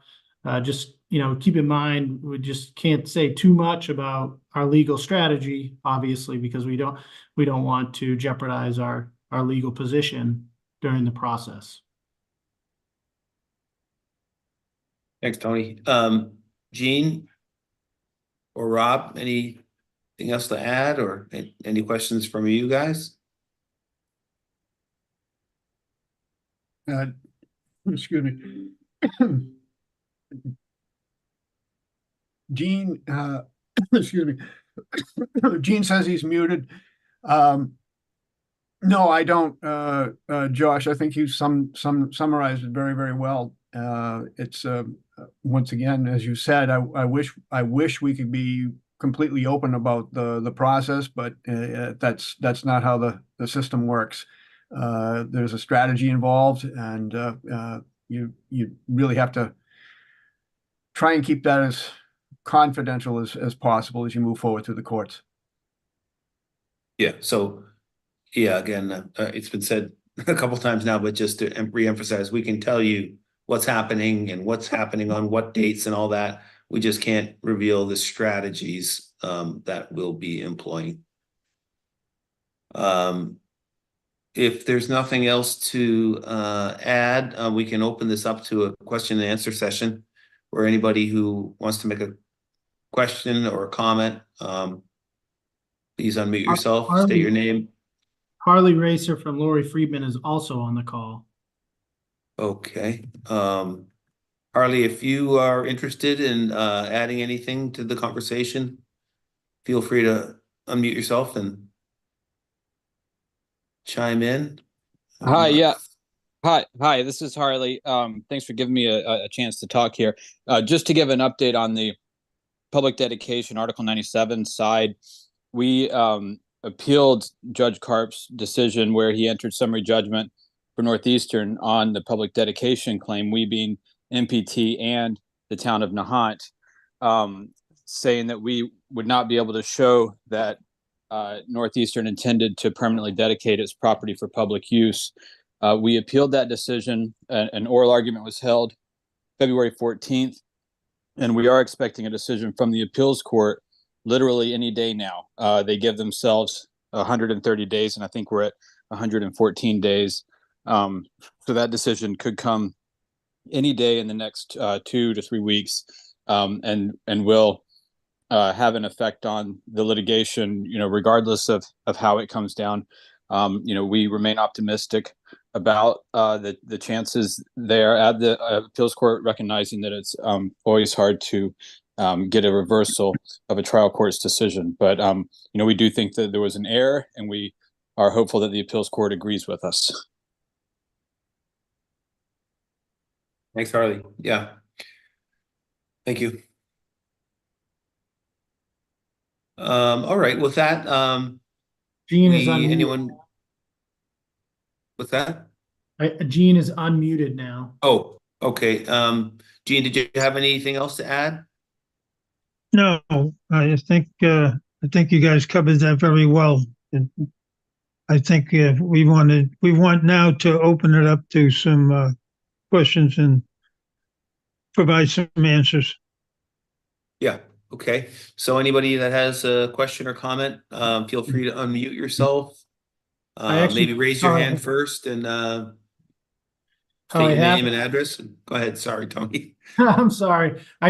What I have the setting on is that you can't unmute yourself. I will unmute you, just to keep it from people jumping in front of each other, just to keep it a little bit more organized.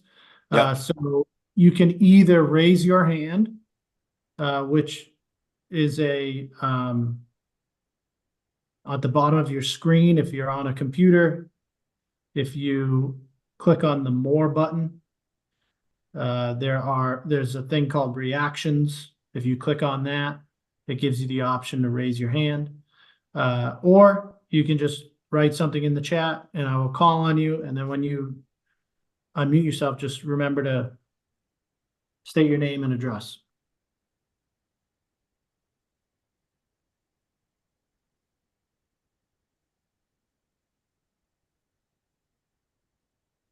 Okay, Ken, I see you're the first to raise your hand here. Go ahead. I was actually waiting for somebody else to do it, but anyway, here we are. I guess one question is name and address to start. I'm sorry, Ken Carangelo, 81 Rollo Road. My first question is what is the financial plan apart from the strategy to pay for damages in excess of the 4.5 million originally discussed and funded in 2021? So we have, we've had discussion with the Department of Revenue and Division of Local Services to understand what the town's options are, what type of tools or mechanisms we have available to us. It all kind of depends on what that final number is. We don't really want to go down hypothetical situation because we don't guessing what that amount is, because that's what this next part of the litigation will determine. But elements of there are chapters of law that allow the town to borrow for the cost of litigation damages.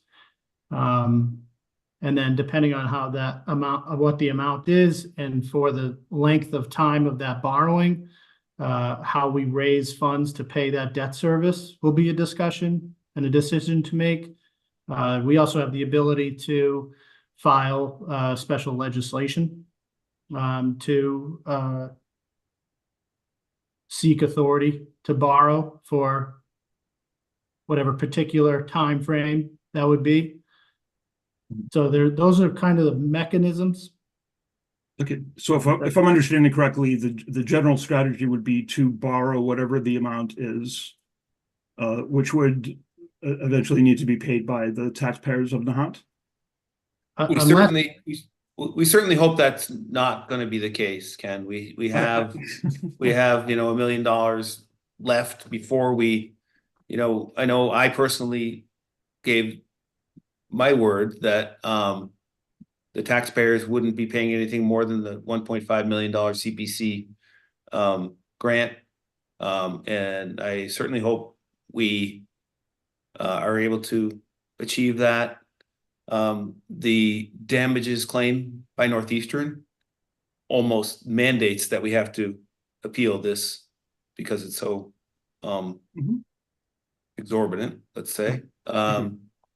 Certainly hope we don't have to go down the avenue that Tony just described. Yeah. I assume is a wonderful thing. I assume that was, sorry, I assume, Ken, that was your question, was it's worst case scenario. Well, it's not if it's $4.5 million and $1, right? That whatever the final number is, the difference between the 4.5 and whatever the final number is, if I'm understanding correctly, will be funded by borrowing by the town. Could be. We hope not. Hopefully. Is there any option that does not involve borrowing by the town? Is there any other source private of donations? Private donations, and that is being explored also presently. Okay. There's also another chapter of the law that allows us, to deficit spend, and then have to raise the money through taxpayers, through like a debt exclusion type scenario. Again, hopefully we're not in that situation, but there are some other tools, I guess, available to the town. But I did, a couple of things that I specifically asked the DOR about was, like things like receivership or having to sell town property, things like that. And they confidently, definitively said no to both of those things. They said, things of that nature, unlikely to be a scenario. The state would work with the town, on special legislation to provide alternative mechanisms of borrowing through special legislation, things like that. But again, as Josh said, hopefully we're not even in that situation. But we are having those conversations now, to check those boxes. Ken, I don't know if you had you're pointing to the mute sign. Nice. Yeah, sorry, I muted. The dog was speaking up, so I went on mute. I'm just going to ask two more questions, and then I'll stop because I know others want to ask. I do have more, but the first one is if I'm reading the town meeting finance FinCom book correctly, the 1.5 million in borrowing has not actually happened yet. Is that correct? Correct. Okay. And just at an earlier selectmen's meeting, I asked the question, how much have we spent on legal fees? And the response was 1.5 million. The Northeastern, according to their damages, has spent about a third of that. That comparison just strikes me as very odd. why would we be paying so much more in legal fees than Northeastern? It's a good question, Ken, and it's something that we're going to have to tend to going forward. Our burn rate has been high, and we didn't win. So we're going to have to think about that and a way to rein in that burn rate. Okay, thank you. So there's something we agree on. Yeah. Nice. Yes, you do. All right, I'll stop there. Thank you. Okay, thanks, Ken. Next person with their hand raised, I saw it says Tech 2 on the screen here. If you could just state your name and address. Sure. My name is Francis Burrell, and I live at 28 Sunset Road. Back when you guys decided to do eminent domain,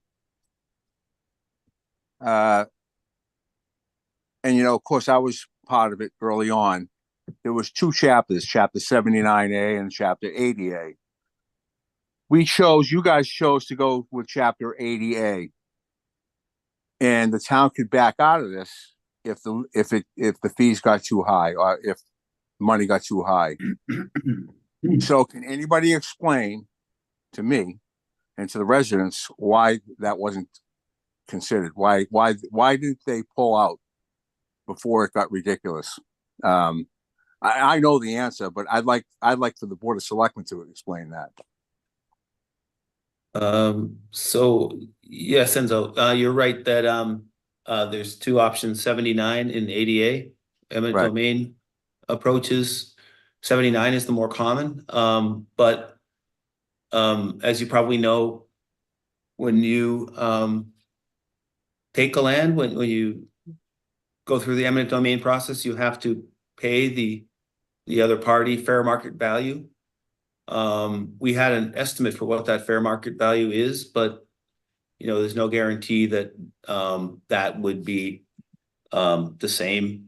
And if it got too high, we thought we needed an escape hatch. And that's what ADA provides for the town. So that's why we chose ADA. Does that answer your question? But see, ADA failed because eminent domain is no longer with us. It's gone. It's been thrown out. The second question I have is, so that, and people have to know that. My second question is, have you reached out to Northeastern yet? Have you guys reached out to them and said, look, let's remedy this. Let's do something about it. I mean, the lawyers, Mr. Ponsetto, Mr. Masterman, and all of them should have warned you about Chapter 80A. And if eminent domain failed, we would still be on the hook for damages. Because Chapter 80A did not guarantee any of that. Never did. So my thing is, why aren't you should be, I think the Board of Selectmen, my opinion, and I would ask, have you reached out to them? I will say that me, Tony, and Jeff Blake went into Boston shortly after the eminent domain vote was taken by town meeting in 2021, met with Northeastern's chief counsel, Ralph Martin, and Kevin O'Flaherty. I think you know him. And I offered them what I think was a very good solution. I'm prohibited from confidentiality agreement with saying exactly what it is, but it's very fair to say we made an offer to them that would allow them the space to meet their goals and not interfere with their academic goals or even their building space on the condition that the 12.5 acres in question were not developed. They declined. And I will say we have not reached out to them since April 16th. But if they want to reach out to us, we're all ears. Josh, honestly, the Board of Selectmen you should be reaching out to them. Since 2021 and confidentiality, I can tell you that we spelled out exactly what Northeastern was going to give us, what we negotiated with no problem. I don't believe in the confidentiality. You're talking about serious money here. You're talking about the town of Nahant going bankrupt possibly because of this. I would say the Board of Selectmen should be calling, I would get on the phone, I can tell you that right now, and call them and say, look, what can we do? I think it's, you owe it to the town of Nahant, you owe it to the residents, and I've said my piece, and that's that. Thank you for your time. Thank you. Just on that first part, just as a hopefully matter of clarification. So yes, so chapter 80A, the first part of it is to determine whether it's a lawful or unlawful taking. If it was deemed lawful, and then the determination of the pro tanto or the damages for the cost of the taking were very high, the town would have the option to step away. In this case, summary judgment ruled that it was unlawful. And so now we're in the damages claim post that determination. So the town, in either scenario, the town would be in a process of arguing over damages with Northeastern in front of a judge. In one case, the town would be taking a conservation restriction and then arguing about the value.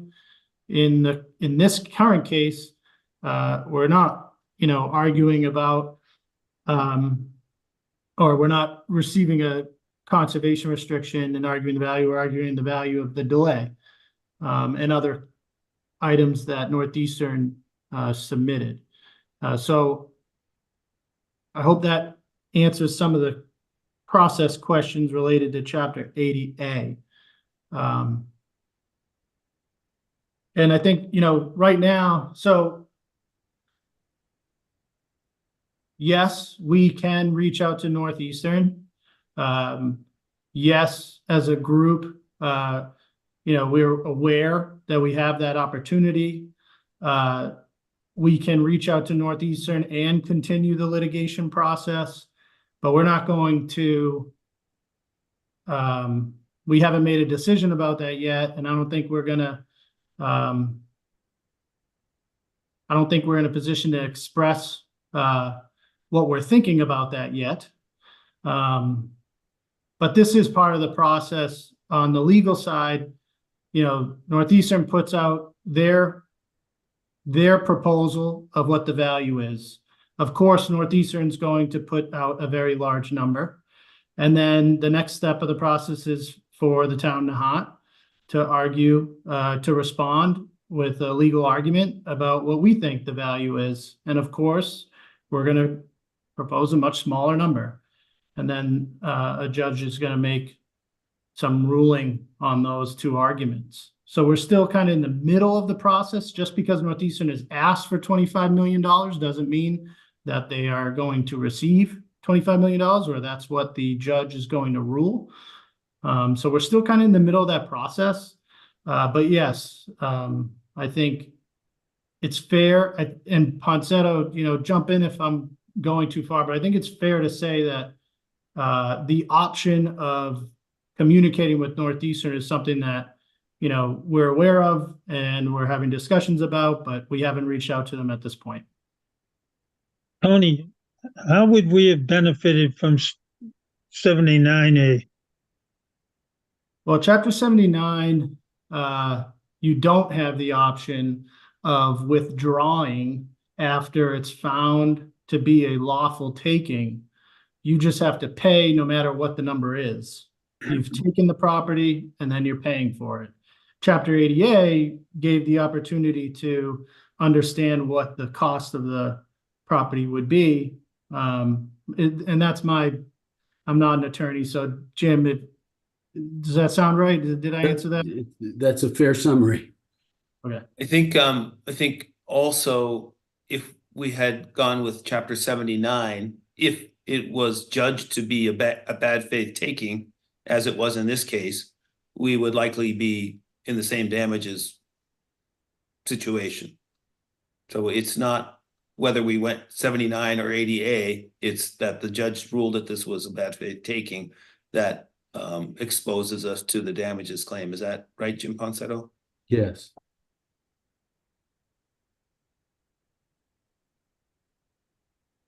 Okay, Enzo, I don't know if you raised your hand again. I'll just ask you to unmute in case you did. Yeah, I did. I'd like to correct you on chapter 88, Tony. I'm sorry, but Go ahead. the town never had the opportunity to pull out because the judge said it was a bad faith taking. So Right. chapter 88 was moot. So my point is, and you know, you got bad advice. You got bad advice. Simple, plain and simple. You got bad advice from the town's attorneys about, you know, what the options were. Chapter 79A was, and you would be right about that. Once the town takes it, you own it, and the judge can come back and say, well, it's worth 50 million, whatever he decides, and then the town's got to pay it. The other thing is, you got to realize if this judge comes back and says, and correct me if I'm wrong, there's some attorneys out there.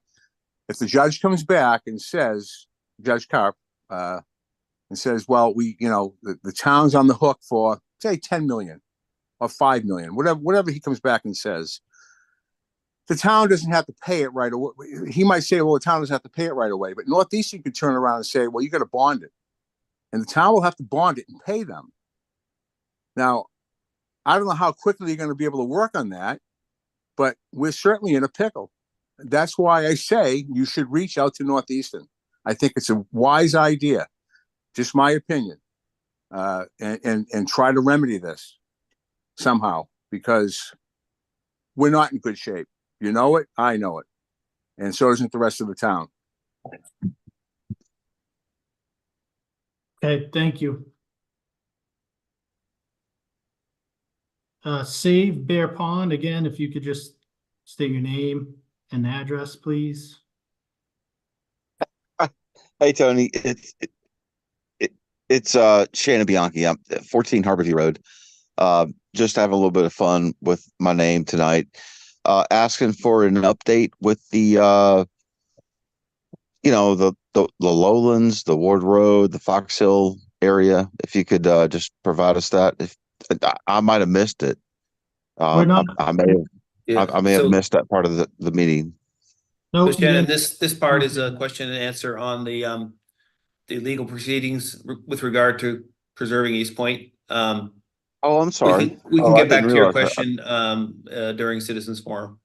Oh, I didn't realize. If I'm you sorry. can hang on, just yeah, please. Yeah, save your please question. forgive We'll me. do it in a few minutes. Thank you. McCarthy, again, name and address, please.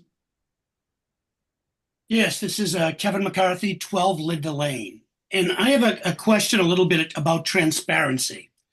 We saw this week an email on the social media sites that our attorneys were meeting with the Nahant Preservation Trust in a closed meeting to discuss, as the email says, the eminent domain case and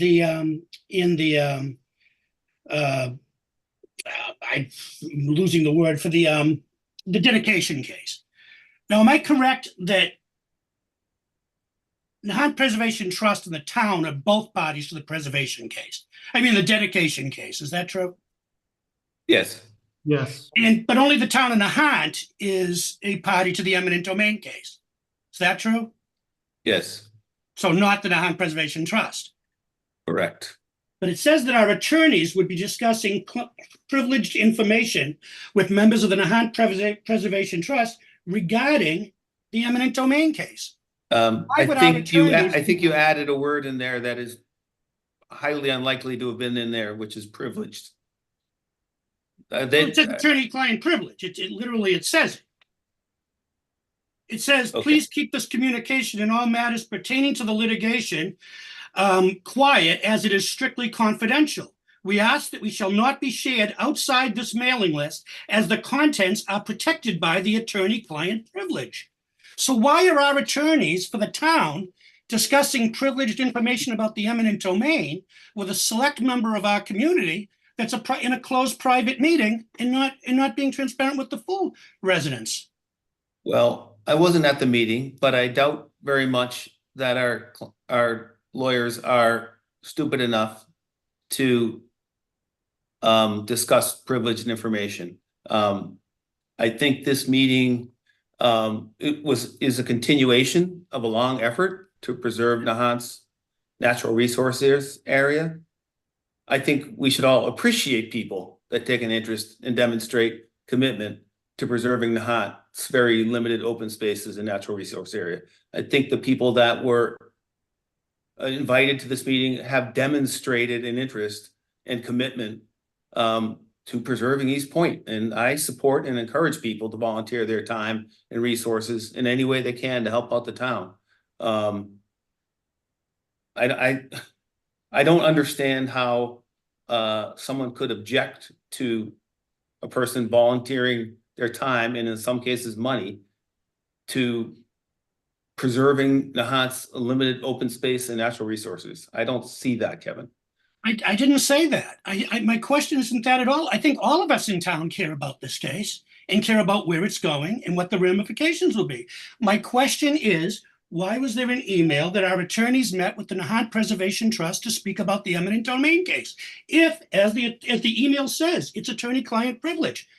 The Nahant Preservation Trust is not a party to the eminent domain case, so they're not privy to the privileged content of any discussion. I'd like to know maybe from our attorneys here if they did discuss the eminent domain case with the Nahant Preservation Trust, and if Mr. McCarthy, this is Jim Ponsetto. I was not present at that meeting, but I know full well that there were no discussions about information that was not already public. It involved the status of that case. I believe Mr. Racer was there and can elaborate, but there was no discussion about matters that were privileged or otherwise confidential. So the email was just that's a mistake that it's in bold print stating that it's privileged and confidential information being discussed and not to share it with anybody outside that list? I haven't seen the email that you're referring to, but well, Mr. Racer and Mr. Masterman were CC'd on that email. Could they address it? Okay, yeah. So Harley, I don't know if you're still on, but if you can, could you give us a recap of the meeting? He might be muted. Well, let me see where he is. Hold on. Here we go.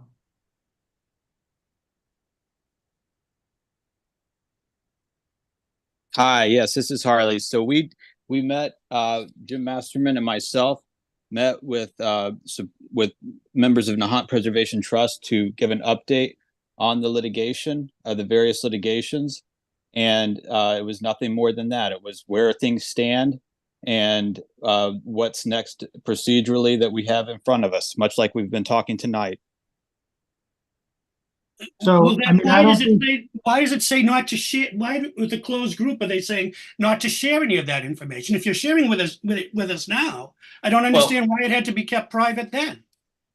Kevin, nobody that letter did not. I don't know why. To answer your question, those words were in there. That the Board of Selectmen didn't create that meeting or send out that email. So you'll have to ask whoever sent out the email why those words were used in there. But as Mr. Ponsetto said, there wasn't anything discussed there that we didn't talk about tonight or isn't in the public record. So if you can. Hey, just a quick question. Who is the email from? The email is, I'm sure we've all seen it. The email is from, if we look directly, it's from Keep Nahant Wild to Michelle Capano, Jeffrey Mussman, Christian Boda, Emily Potts, Holly Racer, Masterman GT Law, and Keep Nahant Wild. Yeah, I think that Mr. McCarthy, brings up a fair point of concern that's coming from a significant group of residents.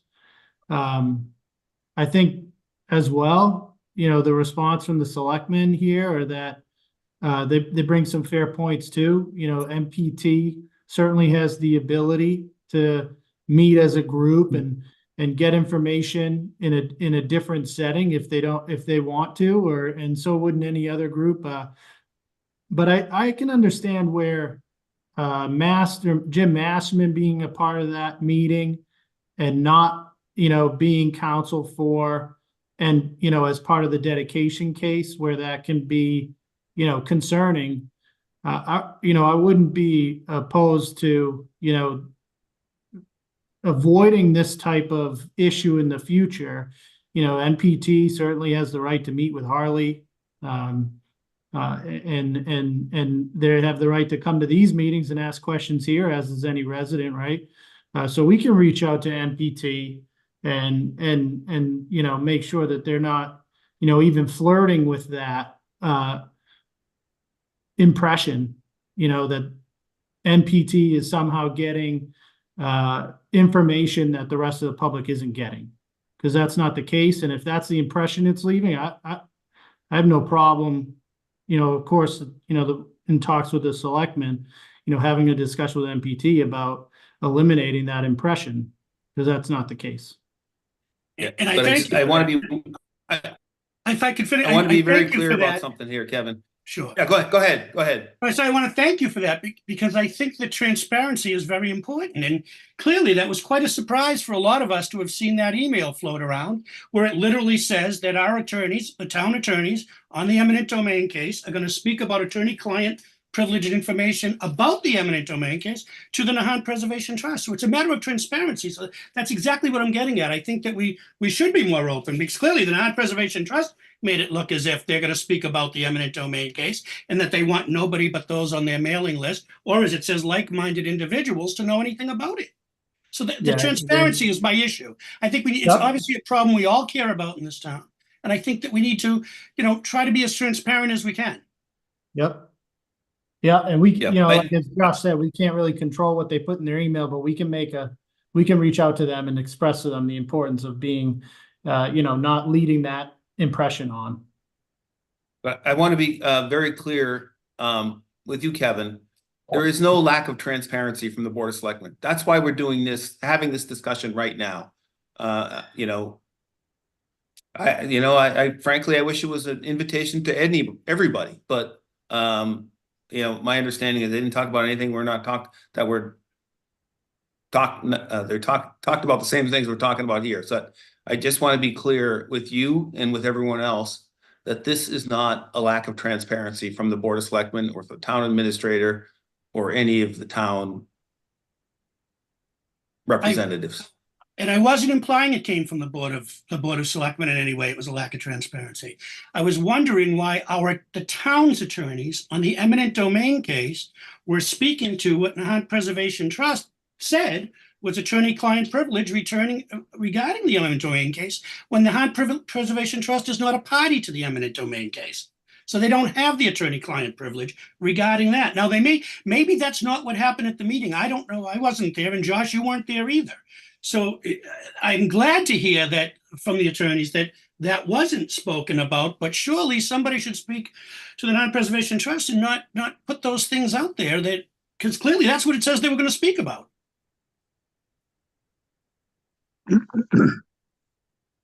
Yeah, I'm happy to talk to Nahant Preservation Trust about that, because clearly it's stirred up an unnecessary and not very productive controversy. So it would be good to avoid that going forward. I thank you very much. Thank you. You're welcome. Thank you.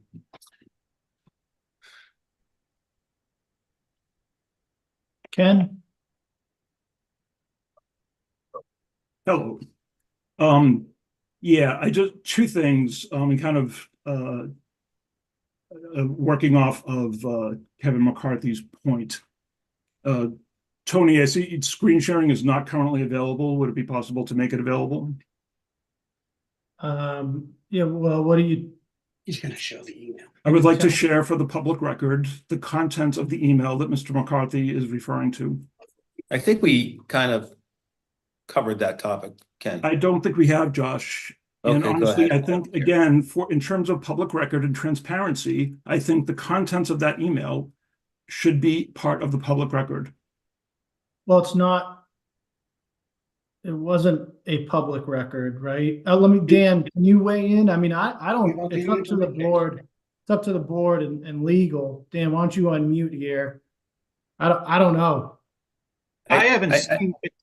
It's not. I don't see what it has to do with the Board of Selectmen, quite frankly.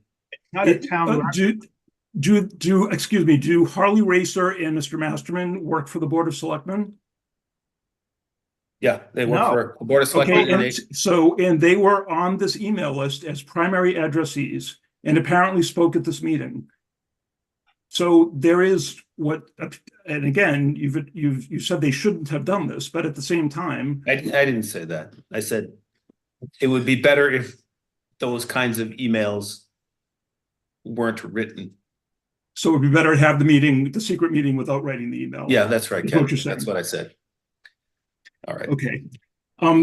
My more general, if Attorney Script would like to ponder that for a minute, I guess my more general question is with regard to both the eminent domain case and the other case or cases where the town has opted to become a party to suits that were against the Nahant Preservation Trust, and we're now intertwined. What is the mechanism by which the selectmen and the town's attorneys are getting direction and or input from the Nahant Preservation Trust? We're not getting direction from the Nahant Preservation Trust. We're pursuing a conservation restriction via eminent domain as voted on at annual town meeting in 2021.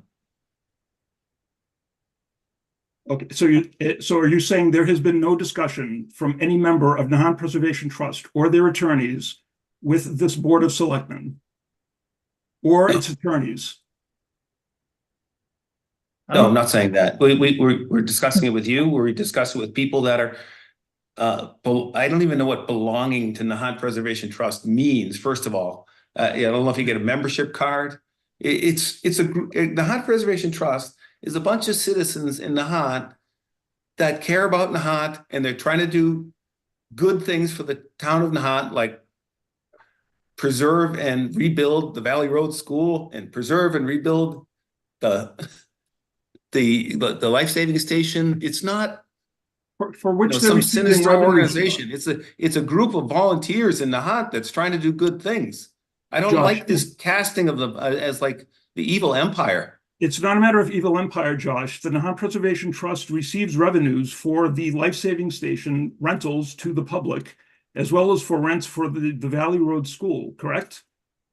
Yeah, they have a lease agreement, yes. Yes, they have a lease agreement. So the good intentions of preservation are all well and good, but this is also an organization that has officers, that has a funding, that has a treasurer, and receives revenues because the town allows them to via these leases. So again, the intertwining of this private organization with the public government, or what's supposed to be the public government, is to me extremely concerning and appears to be a pattern. So my question again is, what is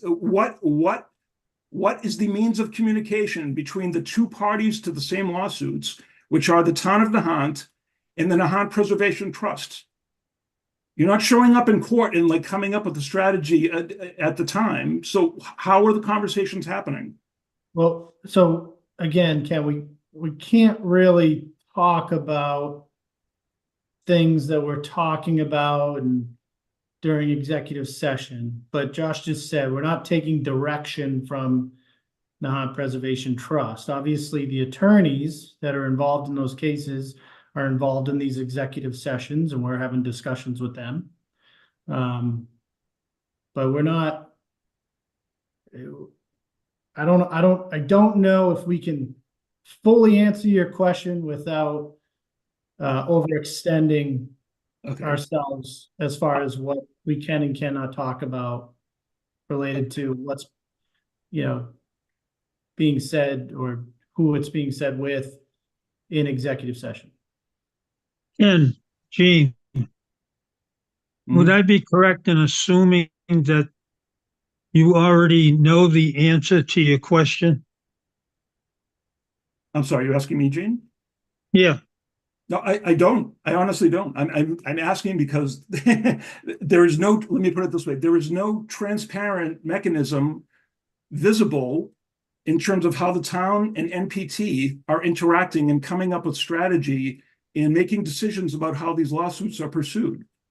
There's no transparency there at all. And clearly Nahant Preservation Trust is closely involved with this. So I'm asking the question, like, how is that working? How does that work? The MPT is involved, as mentioned before, they're a party to the dedication case. As mentioned previously, the funds paying for the litigation came through private donations that was raised through NPT. So as far as requesting information about status or process and things of that nature, they have the right to do so and get that information just as you, but they are not part of the, so to speak, strategy or leading the direction. The Board of Selectmen and the attorneys are doing that in executive session. They're not taking direction from NPT. If that clears it up. I appreciate the statement. On the face of it, I'm not sure how that makes any sense. But I will drop it at this point. Okay. Harley? Hi, I thank you for unmuting me. I was trying to get in earlier. NPT and the town of Nahant have a common interest agreement that is enforceable, that was found enforceable by Judge Karp in a written decision. So we have an enforceable common interest agreement.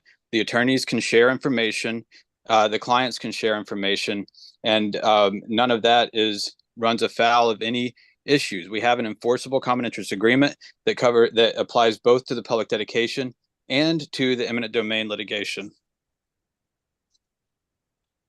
That's right. Thank you, Harley.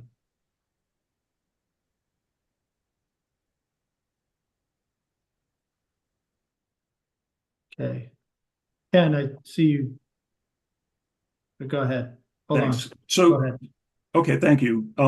So with regard to what Mr. Harley just said, I guess I'm confused. This common interest agreement allows both the attorneys and the parties, those being the town and NPT and their respective attorneys, this common interest agreement allows them to talk to each other and share information. Is that, Mr. Harley, I believe, what he just said? How, and Tony, what you had said earlier, or what's been shared earlier, is that this contact is not happening beyond the attorneys. So again, I just raised this sort of doesn't make sense on the face of it. If this common interest agreement allows the conversations to happen, and we're saying these conversations don't actually happen, and there's no visible mechanism for how NPT and the town are coordinating their efforts to pursue these cases, it just does not add up. I'm not saying that there isn't communication. What I'm saying, and what Josh said, was, when it comes to the dedication case, there's no damages or penalty risk to the town. Please leave the room. When you're dealing with the eminent domain case, there is. And if the question is MPT making strategic, lawful decisions on how the town should handle eminent domain, Josh clearly stated the answer to that is no. And I think the line in the sand, or the difference there, is that there are, when it comes to eminent domain, there is that damage element that affects the town as a whole. And the Board of Selectmen are the folks that are in charge of making those decisions, not MPT. Yeah, so just to be clear, Ken, it's not that we don't talk to the lawyers. We talk to the lawyers in executive session like we are going to tonight. And if you look back on the agendas for the last few months, you'll see there's one at least every other meeting, if not more. So when we talk as a group, we have to talk in executive session, but it's not unusual for me to call Jim Masterman or Jim Ponsetto to get status updates.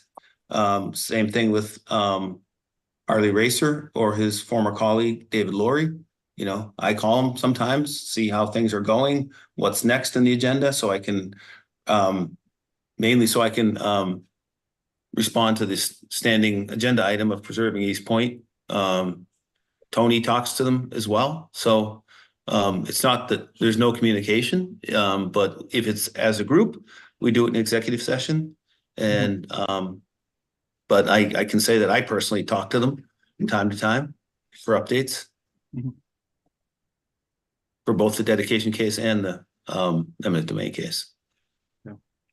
Thank you. And again, in the interest of time and McCarthy, Tech 2 and Harley, I will pause here. Thank you.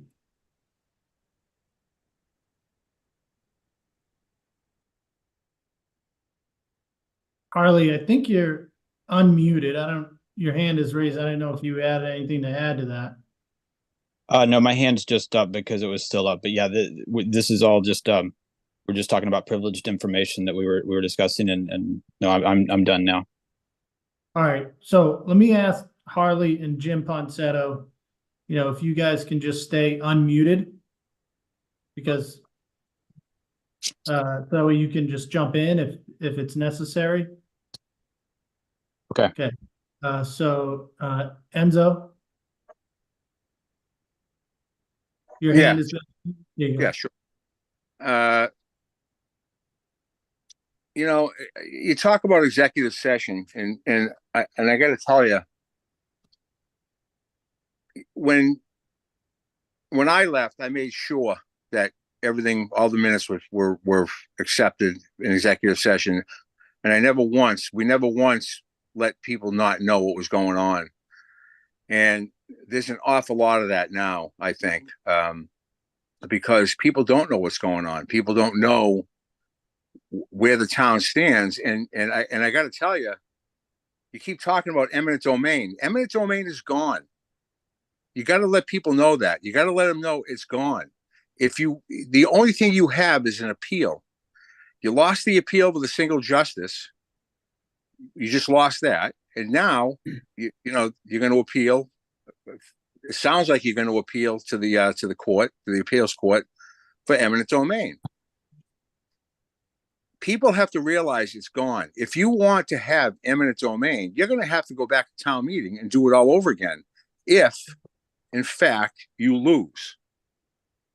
If you lose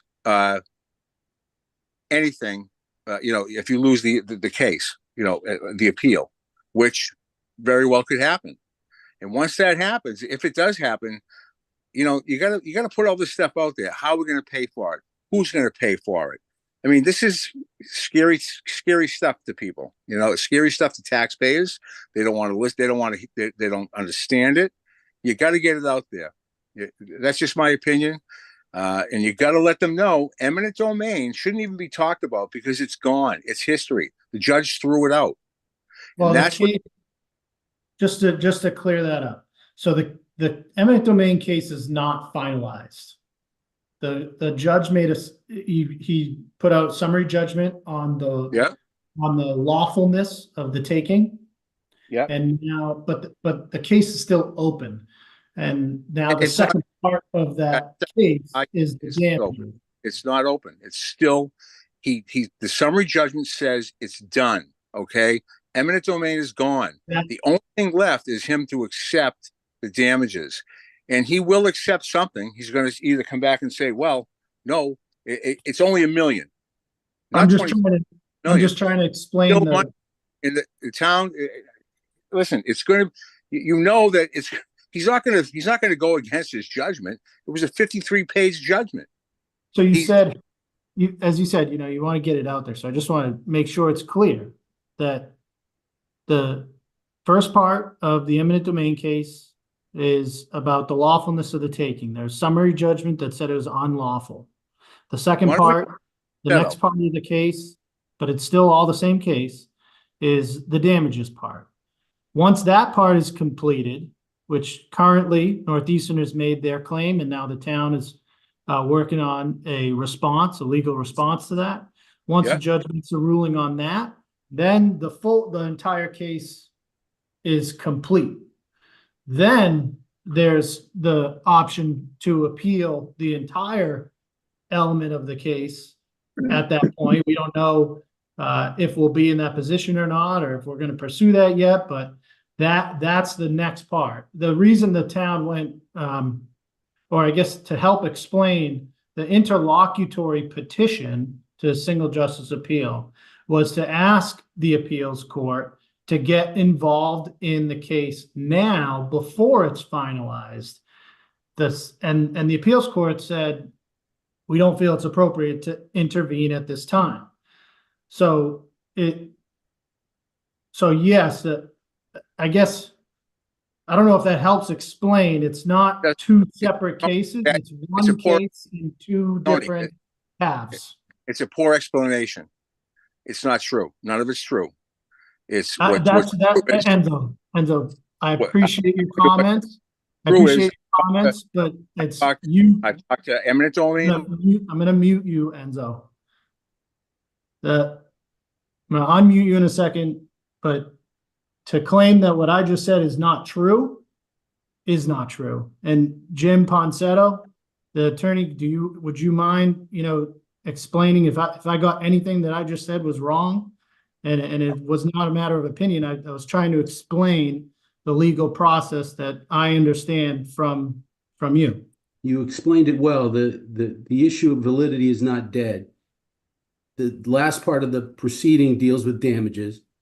Judge will make his ruling, and then there'll be a final judgment, at which point the town has appeal rights that include the damages issues and includes the validity. So ultimately, the appeals court can address the validity of the taking and could vacate the judge's order in favoring Northeastern. So it's not over, as Mr. Burrell indicated. All right. And again, I'm sorry to mute you. I'm not stating a matter of opinion. I'm just, as you mentioned, Enzo, how it's important to make sure people understand the process and the options. I'm just trying to make sure that's clear. Okay, so I'm unmuted, correct? Yes. Okay. I disagree. I think that's totally wrong. I think that the validity of the judge's ruling is intact. It is, in fact, eminent domain is dead in the water right now. As soon as he makes his judgment on the damages, then it becomes, then it happens. Then that's it. And then you guys have the option. I understand it. You guys have the option to appeal it. Go to the appellate court to see if you can overturn it. Now, what are the chances of him of the appeals court overturning it? Can anybody answer that? I doubt the attorneys are going to put a percentage on that, but feel free to weigh in, Jim or Harley. Well, I'm not going to handicap the prospects on appeal. At least publicly. That's fine. That's fine, Jim. I understand all this, and I do understand it, but you have to understand that this is scary times. I think. Let me get back to the executive session stuff. I think. Okay. All right, Enzo. Let's try to wrap it up here, Enzo. I think we got your point. I think you're factually incorrect that eminent domain is dead. But I guess your point is we should quit. So I think we got it. Josh, my point is not to quit. My point is someone has to open up a channel somewhere to somebody, to Northeastern, or the selectmen should be reaching out to them and say, look, we've lost. What can we do? How can we handle this? Can we come to a you said 2021, that's 4 years ago. Can we come to an agreement? Can we do something? That sounds more like what you should be doing. All right. Thank you for your advice. All right. Let's move on.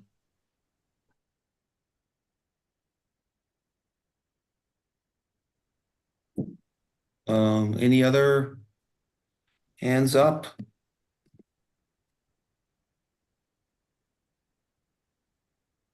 I don't see any in the chat related to Northeastern.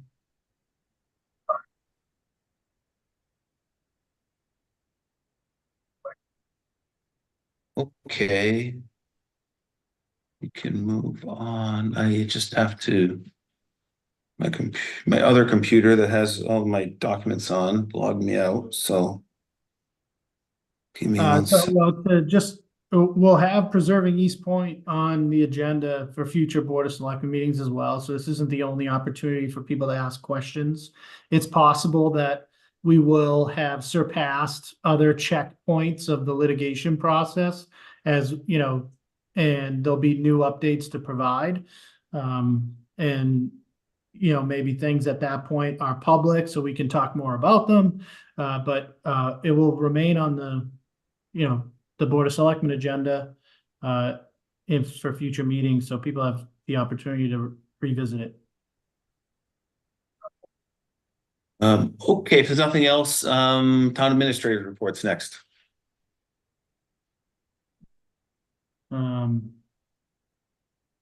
Okay. One moment.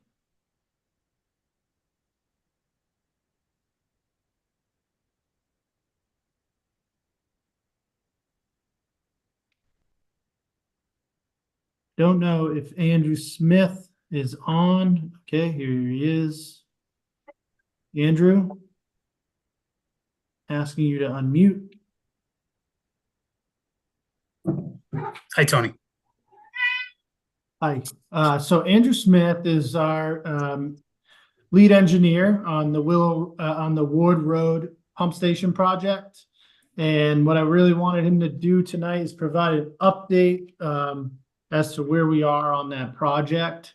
And Andrew, let me pull up the information that you sent, and you can run through this. It is, Andrew, keep in mind it's 9:18, so I do want to give information, make sure that the town is up to date on where we are with the project, but it is getting a little late here, so we'll try to quickly. We'll try and keep it to 2 minutes. Okay. Hold on a second here.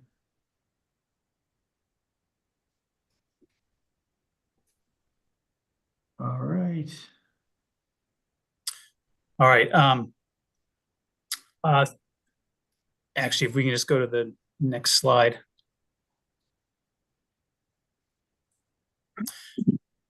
So as you know, the Ward Road pump station, a contract has been awarded to Waterline Industries out of Seabrook, New Hampshire, to basically replace all of the mechanical electrical systems and to update the building, which was built in 1980 and has largely, it had some long overdue repairs and maintenance that was needed.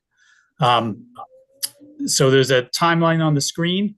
In December, the project was awarded. The past few months, we've been, the contractor has been sending submittals. We've been reviewing equipment, et cetera. And in March, the contractor mobilized and they began demolition inside the building. And during that demolition process, there were some structural deficiencies found in the existing building. And so I will get to those in a second. So construction was paused a little bit. Some underground tanks were removed. And now in June, the contractor is back, just as of the last week, is back full time. This is just a couple of photos of the site. You can see demolition has started. There's a large crane on site. You can probably see as you drive by Lowlands Park. For your thing, I can't. Oh, Josh, I'll mute you first. Are you asking a question or? No, sorry. I just asked Ellen if she could get the cord for this computer because I can't seem to get up to the cord without losing reception. So sorry for the interruption. Sorry. Go ahead. So a couple of the deficiencies that were found in the building. This building is a cinder block or CMU block wall construction. And the picture on the right, typical construction that we would have expected from the record drawings and from just typical standards for this type of building is there would have been what you call a bond beam, which basically would have been, if you see on the right, that top set of hollow blocks should have been filled with steel reinforcing in it to create a horizontal reinforcement holding the wall together. When they removed the ceiling from this room, from both rooms in the building, we found that was not there, and it's been like that since 1980. On the left-hand side, you can see at every opening in the building, so doors, windows, ventilation louvers, you can see the vertical blocks above the opening. Those are reinforced. They're filled with grout or cement. And typically the blocks to the right and to the left of the opening would be where the red highlight is. It would be filled with cement to carry the load to the floor. And that was not the case.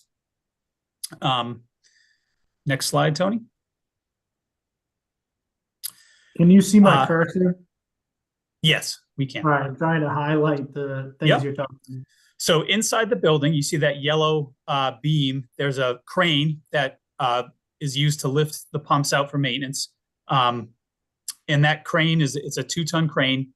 It travels along that monorail, but that crane is that monorail beam is fastened to the concrete block walls. When we started uncovering these other issues, the contractor drilled a couple holes in the cells below the monorail beam, and the cell that the monorail is attached to is filled with grout, but the cells below that to carry the load down to the floor were hollow. So that 2-ton hoist is essentially being held up by a hollow block wall, which is not what we would have expected based on the record plans, etc. Next slide. The roofing system has structural steel and metal purlins, and there was corrosion found on those, which in and of itself could easily be prepped and painted and isn't a big deal, but it's just another additional issue to deal with that was uncovered during demolition. So, next slide, Tony. So, our original design for this pump station to rehab it and bring the building up to speed was basically everything goes except the walls. We would preserve the existing building. We'd replace the roof. The pumping, mechanical, and electrical systems inside would all be replaced. And then this building is in the 100-year floodplain, and the funding requirements require us to have a certain flood protection level. So to do that, we were going to provide a exterior, basically structural steel and waterproof shell to the building. We'd remove the brick veneer and basically retrofit the waterproofing there that would need to withstand the flood loads. So when these issues weren't covered, we spoke to the town, we spoke to the contractor, and with the renovation work and the waterproofing work, we found that basically the building, the best way forward for the town was to demolish the building to the foundation and rebuild the walls. So the new approach is everything must go above the foundation. So the new approach is to demolish the walls, rebuild the walls basically with the same floor plan, but rebuild them with cast in place concrete walls that will have a waterproof admixture and would provide the strength needed to provide the flood protection needed for this critical asset. We replaced the roof with a wood truss and system and metal roof, and the internal mechanical pumping and electrical systems, that design would be the same, and we would move ahead. Early on, we had conversations with the contractor, and he indicated to us he did not think, based on the work that was in the contract, that could be eliminated and the work that would be needed to rebuild the building, he thought we could do it for not that much more money. Next slide, Tony. So when we discovered some of these issues, we did a cost benefit analysis of, do we try to make what we have now, have what we have now? Do we try to repair it and make it work? Or do we tear it down and rebuild it from the foundation up? And the cost benefit analysis, essentially it is going to be a little bit more money than expected to do it this way, but it would be a little bit more money than expected to try to repair what we have currently as well. Probably the same amount of money, if not, it could be even a little bit more expensive to try to repair what we have now. And by building something brand new from the floor up, there's a lot of benefit there, long-term benefit in structural life of the building. That's correct. The making those repairs, there's a lot of unknowns and risk involved in doing that. If we kept with the original design, it's difficult to estimate, and there's more risk for the contractor, so that would be pushed to the town in the pricing. With the new building, it's a low risk. Everybody knows what they're getting, and the town at the end of the day gets a better product that will last a long time. The cost of the new building is the top line there, is estimated at $520,000. The work that was not done by the contractor that could be credited back to the contract, includes waterproofing, a lot of masonry work, retrofit. There was metal siding, and then the structural steel work and some interior renovations that would no longer be needed. That would bring the additional cost to the town at $91,000. In addition to that, not shown here is we had an allowance item for utility fees with National Grid. And so there is about a $30,000 credit that we will not need to use for utility fees. So that will come out of the contract. And another additional, with the underground tank removals, we had some money for any environmental remediation that was needed.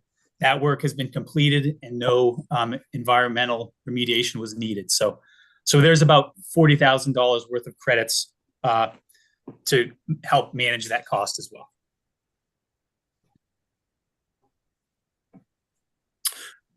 The process that they would use to do this work, so this is the operations room in the pump station. You can see on the right, those metal cabinets are all the electrical gear. What they're doing is they're going to build a temporary enclosure around them. And then the ceiling and walls will be demolished and rebuilt around that. All the internals will be replaced, and once that building's in place, that temporary structure inside will come down, and they'll just continue the work as planned.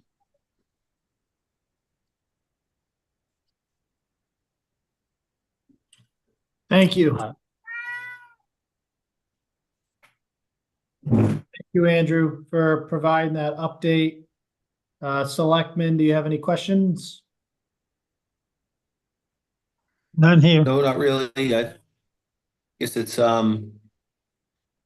it's too bad we have to pay the additional funds, but it's kind of nice to get a new building that's housing a few $1 million worth of equipment inside. So not too bad of an outcome. I think we should count ourselves lucky that nothing bad occurred throughout the life of the building. It doesn't appear that winching arrangement was properly supported, and it could have resulted in something disastrous, I think.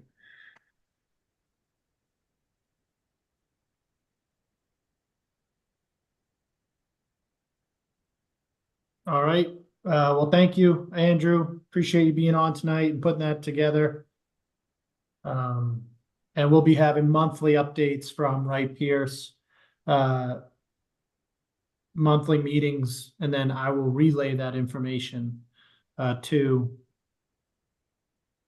you, the Board of Selectmen, at Board of Selectmen meetings. Next on my list. Thanks, Andrew. Thank you. Thank you. Next on my list is today, a press release went out. We'll put it on our website. 21 Massachusetts municipalities came together to form the Coastal Communities Alliance.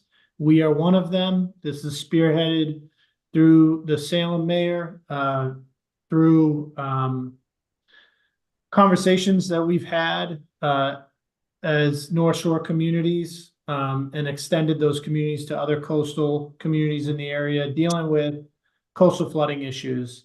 And something that I've, in all of those regional meetings that I attend, whether they be hosted by the Mass Municipal Association or MAPC and these other, towns are present, I always speak about, our coastal resiliency priorities and advocate strongly about the need to be more vocal with the state about, helping communities like ours that are facing these difficult challenges. And after years of doing so, a lot of communities have come together to form this official alliance. So we'll have a group meeting in the coming weeks to kind of talk about what our initial approach is going to be with state officials. But essentially, all this is a way for us to advocate as a group and get it and hopefully come up with some new tools or programs that'll help us deal with some of the climate resiliency issues that we have in our town.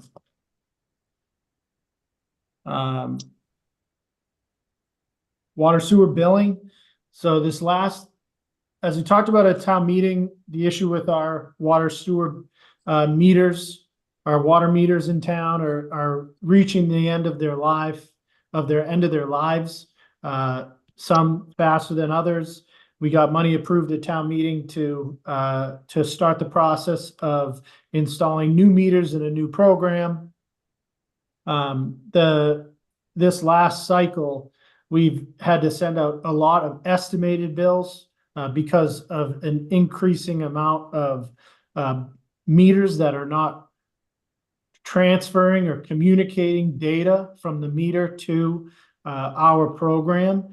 So if you got an estimated bill, you got a letter in your bill that said, why is my bill so high?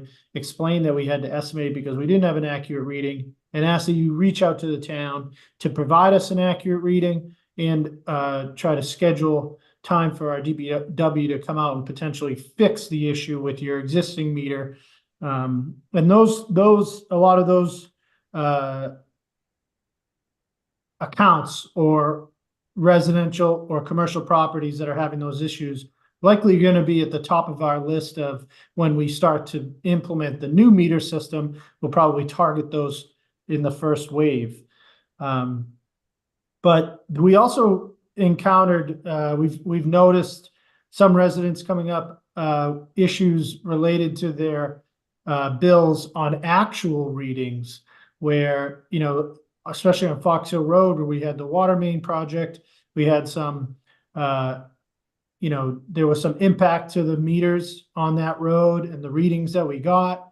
And we had some other scenarios where the program may have made an error on the reading. So I wanted to just address that tonight and just ask that if you got a water meter bill that looks irregular, please reach out to the town of Nahant, reach out to the town hall, and speak to us about what the issue is. And we've been working on a number of those on an individual basis. Sometimes it can be because of an active leak in your house. Sometimes it can be because we were doing work on the road. Sometimes it can be because we just didn't get a reading because you had siding replaced on the side of your house and the communication device was removed. There's so many, each account or each issue that we've encountered so far has been unique. There really hasn't been a set pattern. So we really just need residents to reach out to us if they see anything irregular, and we will work with you to figure out what that issue is and make sure that you are receiving an accurate bill. And when I talk about like what's the size or scope of this issue, you know, we're talking 100 accounts out of 2,000 accounts, you know, so it's not like, for the most part, 90%, we have solid readings and accurate bills.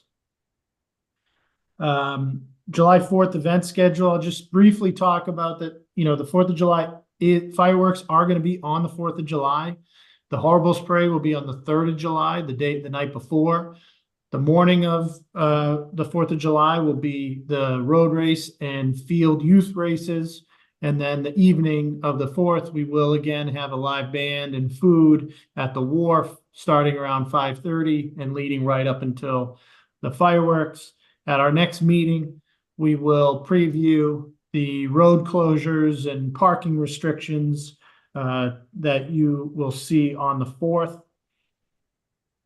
And then also we mentioned through social media, and if you haven't seen it on the news, the Sumner Tunnel closing. If you go on to, we'll make sure this is on our website as well. But if you go on to mass.gov, there is a list of scheduled closures for the upcoming year. Right now, we're dealing with weekend closures this weekend and the following 2 weekends. Sumner will be closed on Friday at 11 p.m. and reopen on Monday at 5 a.m. And then after that, the Sumner Tunnel will be closed 7 days a week from July 5th to August 5th. So for a month, it will be closed completely. And then in the fall, fall, it goes back to weekend closures in the beginning of August, all the way through November. So all this information is on mass.gov, and we'll make sure that there's a link to it on our website as well. And then it's not on the agenda, but I just did want to give a quick update on Coast Guard housing. We were on the RFP for marketing proposals. We received 5 marketing proposals. We've immediately gave those to town council to redact any sort of identifying information prior to going to prior to anybody reading into the proposals that we received. And I believe that process is done or close to being done. And the next step is for the review committee to review the proposals and score them per the scope of the RFP. Meanwhile, we're working with council on developing the RFP for the sale of the Coast Guard lots that are vacant. And then I'll also announce, I don't know if we've talked about this publicly, but we did come to an agreement with the tenant that lives on Castle Road, the remaining home on Castle Road, that they will be vacating the property as of August 1st. And with that I've begun process of working with our contractor who's still under contract with the town to schedule and receive a proposal to schedule demo of that structure as well once it's vacated.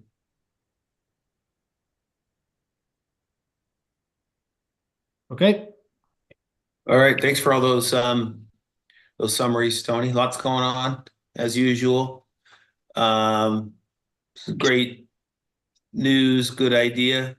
This Mass Coastal Communities Alliance. That's a great idea. Good chance to share ideas and resources and whatnot. So thanks for that. If you don't have anything else, we'll move on to Citizens Forum.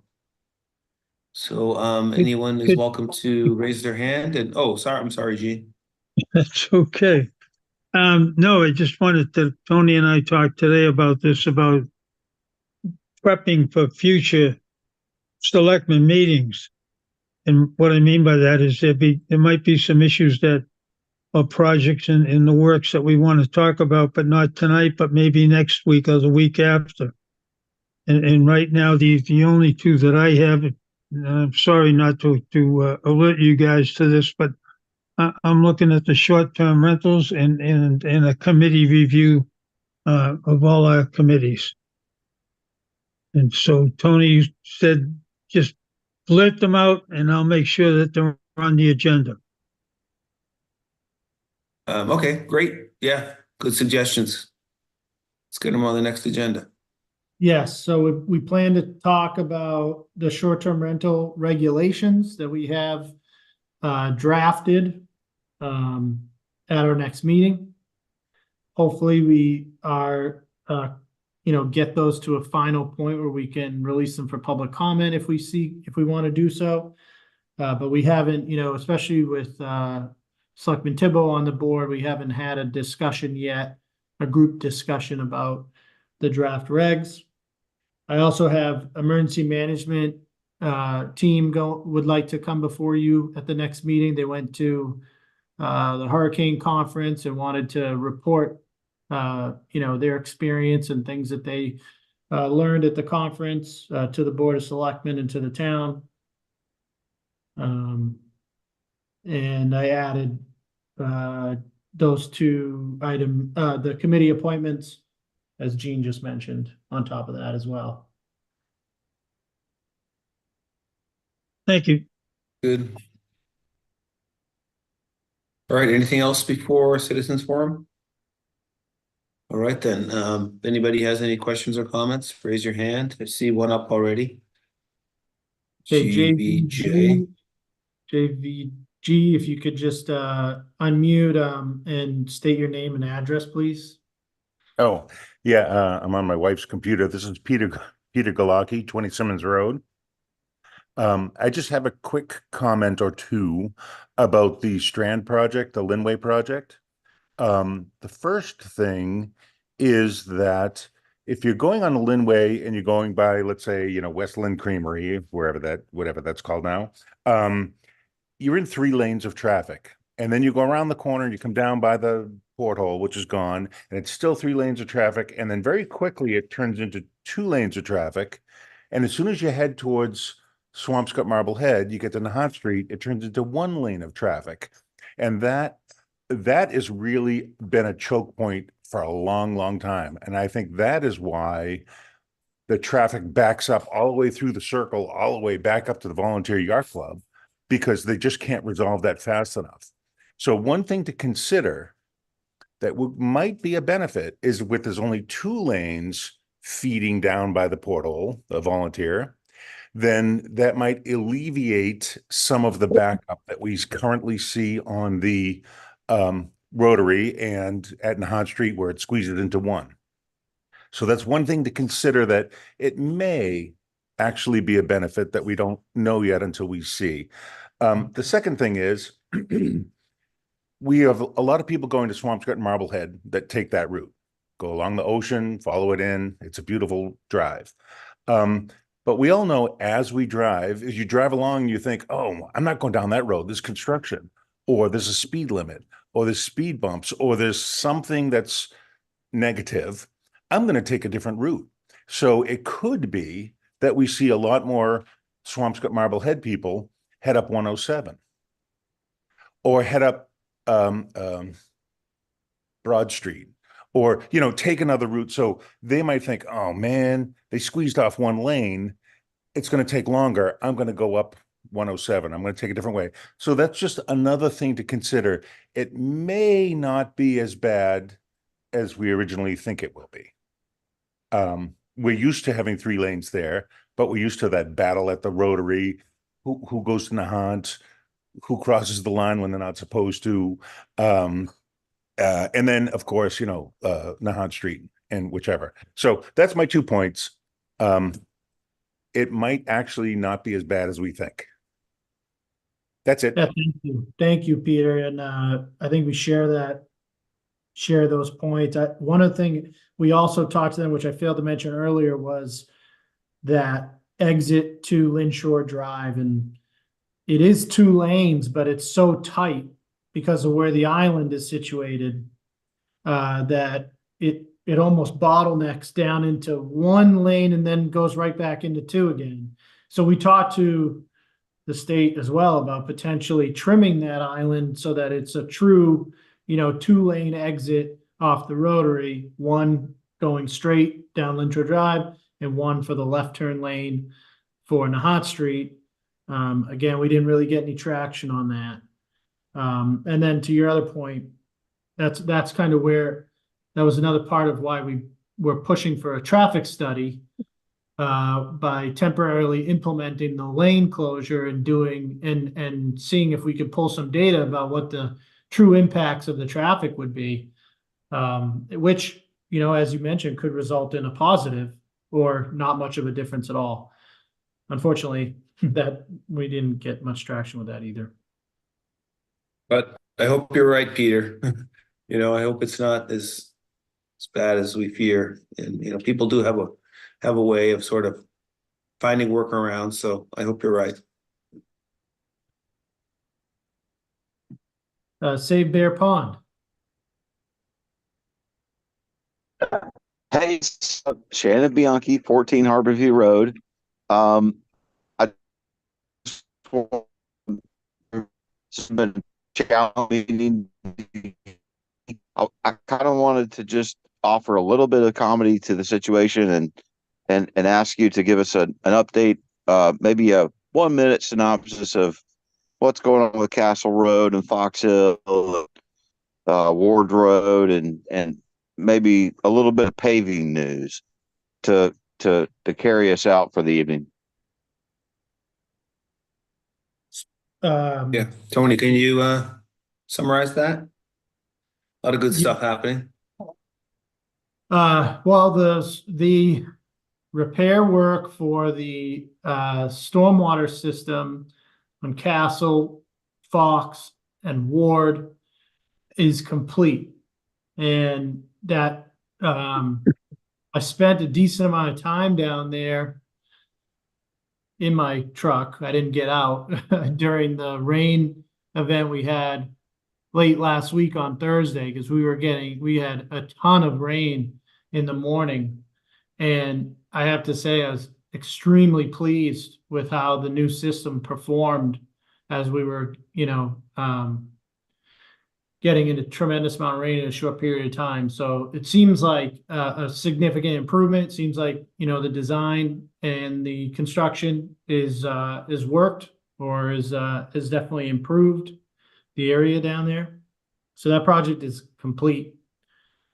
And that featured a complete replacement of existing stormwater system and improving some of the existing and adding some new elements like catch basins and alternative means of connection and separating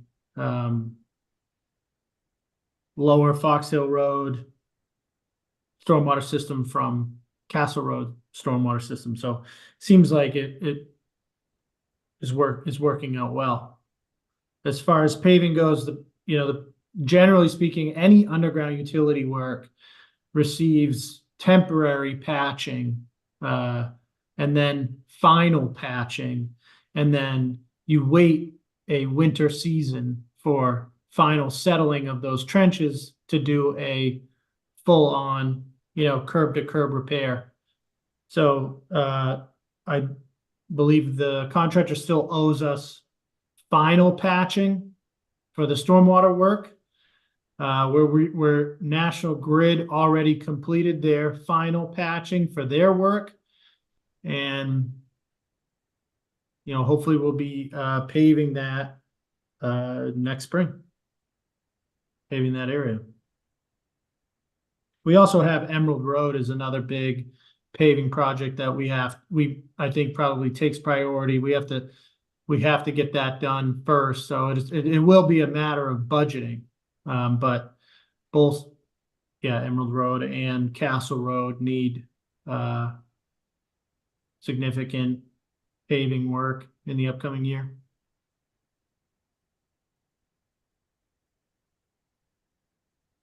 George Mahoban. Yes, George Mahoban, 64 Lennox Road, Nahant, Mass. I sent the question into the chat, like you guys didn't get it. Oh, go ahead. Yeah, my question is the right of way over here in Little Nahant. Do we know if the owner of the property, next to the right of way that's giving us a hard time, has paid property taxes on that strip of land for the last 40 plus years?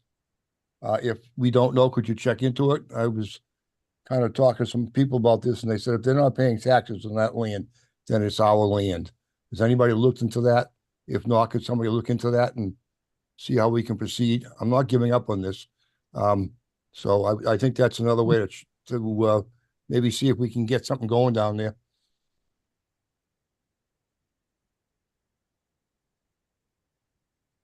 Dan, do you know anything about that?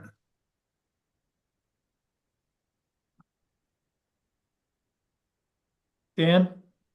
Yep. Yeah, we looked into that. I don't think they are, but it's such a small amount of money that it really is not going to make a huge difference. That doesn't make a difference. They're not paying taxes on it, then it's our land. That's not true, George. It's not true. That's not how it works. We'd have to go through a whole takings process. We can't just say it's our property, and it's not. Again, it doesn't. We don't own it. So it Why belongs is it on the town assessor's map that we do own it? It says town of Nahant on the assessor's map. George, we don't own it. Okay, I don't care what it says in the assessor's map. We've been through that. I mean, Tony and I have been through this a ton. Unfortunately, we do not own it. We thought we did, but we don't. So we're trying to find a way to gain possession and ownership of it. We try to work with the person at 250 Wilson. They have no interest in working with us. So we're going to try to go across the way to Mr. Price and talk to him about at least a 5-foot right of way, so to speak. Well, can you explain to me how it was a right of way for so many years, and then all of a sudden it wasn't? Well, I can't explain to you what happened before I got here. But I can explain to you what I find, and I find that the town never took ownership of it. It was divided back up in 1919. I think it was I forget the name of the owner, but there were two big owners in Little Nahant, and they both split the property. Demarcus is the one who owned the property way back when. Okay, But there's never any title issued to the town. It never really went out of the ownership of the original owner, or at least at that time, the owner. So it never, there's no, you're not gonna find any deed that says that's a town property. I realize that the assessor's map says, but it's not always accurate. Yeah. Well, that's kind of odd to me. If it's not accurate, why even produce one? But again, can't you look at their taxes and use that as some kind of ploy to say, listen, they haven't been paying the taxes on the land, so technically it is the town's land because they haven't paid taxes on it for the last 40 some odd years. Well, again, you have to go through the whole tax taking process. It's not automatically the town's property. Well, can we start that? Can we look into it? I mean, people would like to have that back. It's not something that wasn't there before. It was there for at least 30 years before. And now all of a sudden for the last 32 years, we can't do a damn thing about it. And you can understand, you can feel my frustration. This is ridiculous. I've been played for 32 years and now I'm being told, no, we don't own the land. I was told you guys were going to court over all this stuff. What happened to that? I don't know if we ever said that, but yes. Yes, you did say that. They come out of the Dan's mouth that they were going to court. Look it up on the recordings of your meetings. What we said was that's an option. We never said we're going to court. So that's an option we're trying to avoid. I beg a difference with that. But anyways, my point being is, could you look into the taxes and find a way to get around whatever we need to get around with? If we have to put a 5-foot right away there versus a 10-foot right away, it's better than nothing. I really would appreciate if something is done about this. Last time I talked to you, you told me it was dead in the water, and I just don't buy that. With all the other stuff you're doing around the heart, for this eminent domain, this and this and that and that and this, what's wrong with trying to get a little 5-foot strip of land so we can get down there and do some fishing and enjoy the open ocean? That's really the only place on Little Nahant that we can actually go out with where the water is deep enough you can jump off the rocks without killing yourself. Okay. Yes, George, we can look into, what avenues we could potentially use related to unpaid taxes on the land that they claim they have ownership of, if there are unpaid taxes. And why don't we look into that a little bit closer so that we can figure out what those options are. It probably is, I'm guessing based on what Dan's saying, is we're better, the faster or easier or better option to pursue first is to work with the other abutter.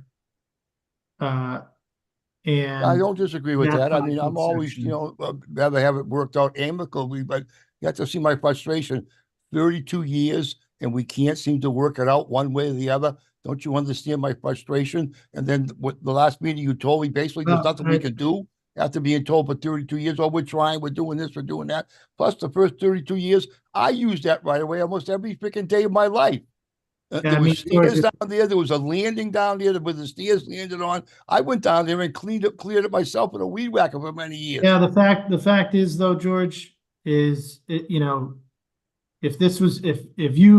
you bought that house and the town was using the area to walk on it, but then you discover that legally the town doesn't have the right to walk on it, you might seek to protect your property as well. No, I wouldn't, Tony. That's the difference between me and a lot of these people that move in this town. But that's the perspective that you got to put your feet in those shoes.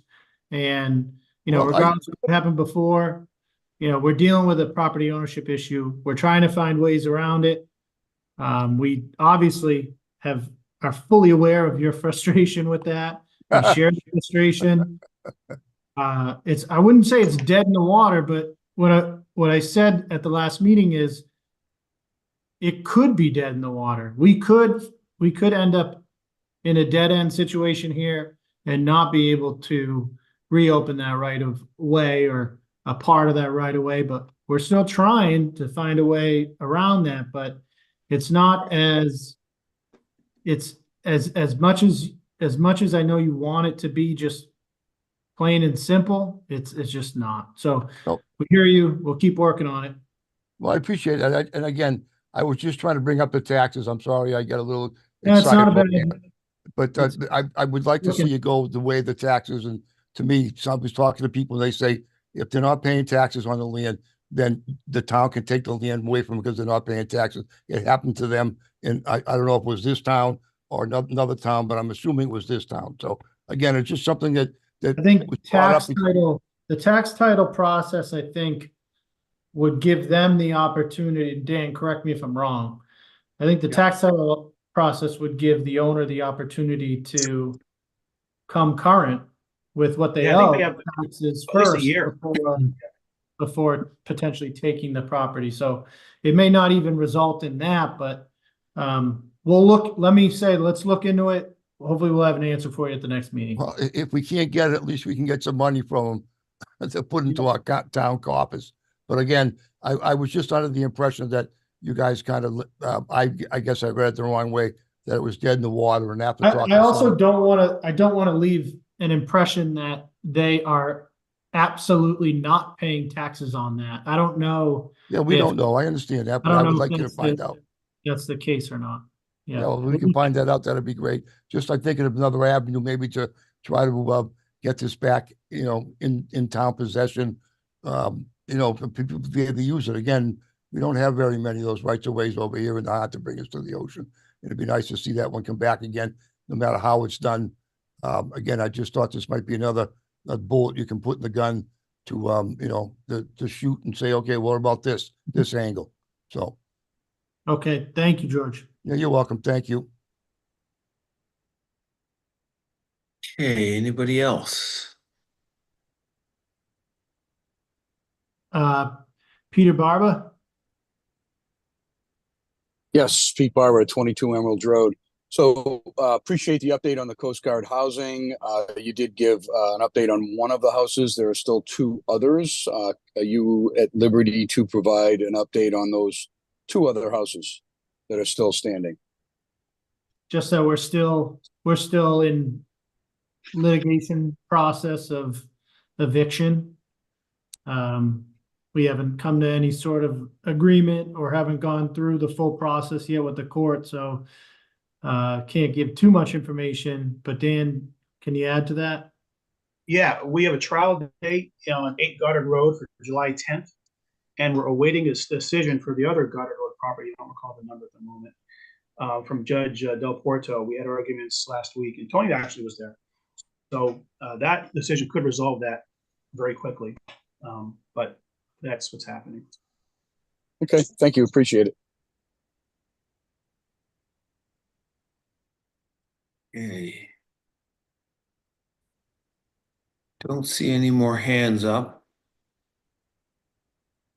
Last chance.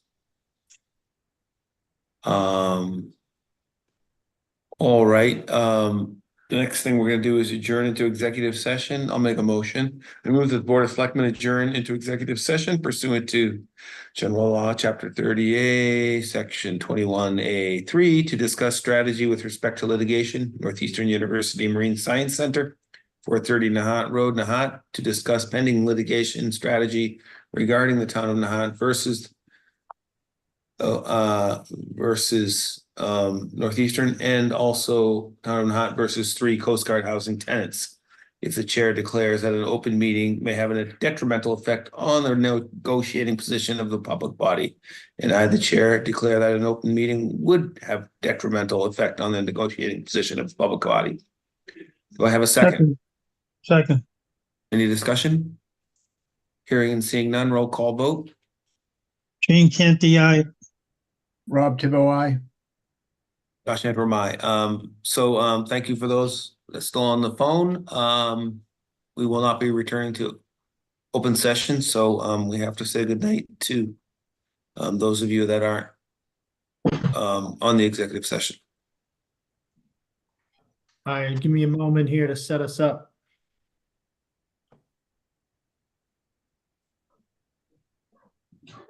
Nice job, Josh.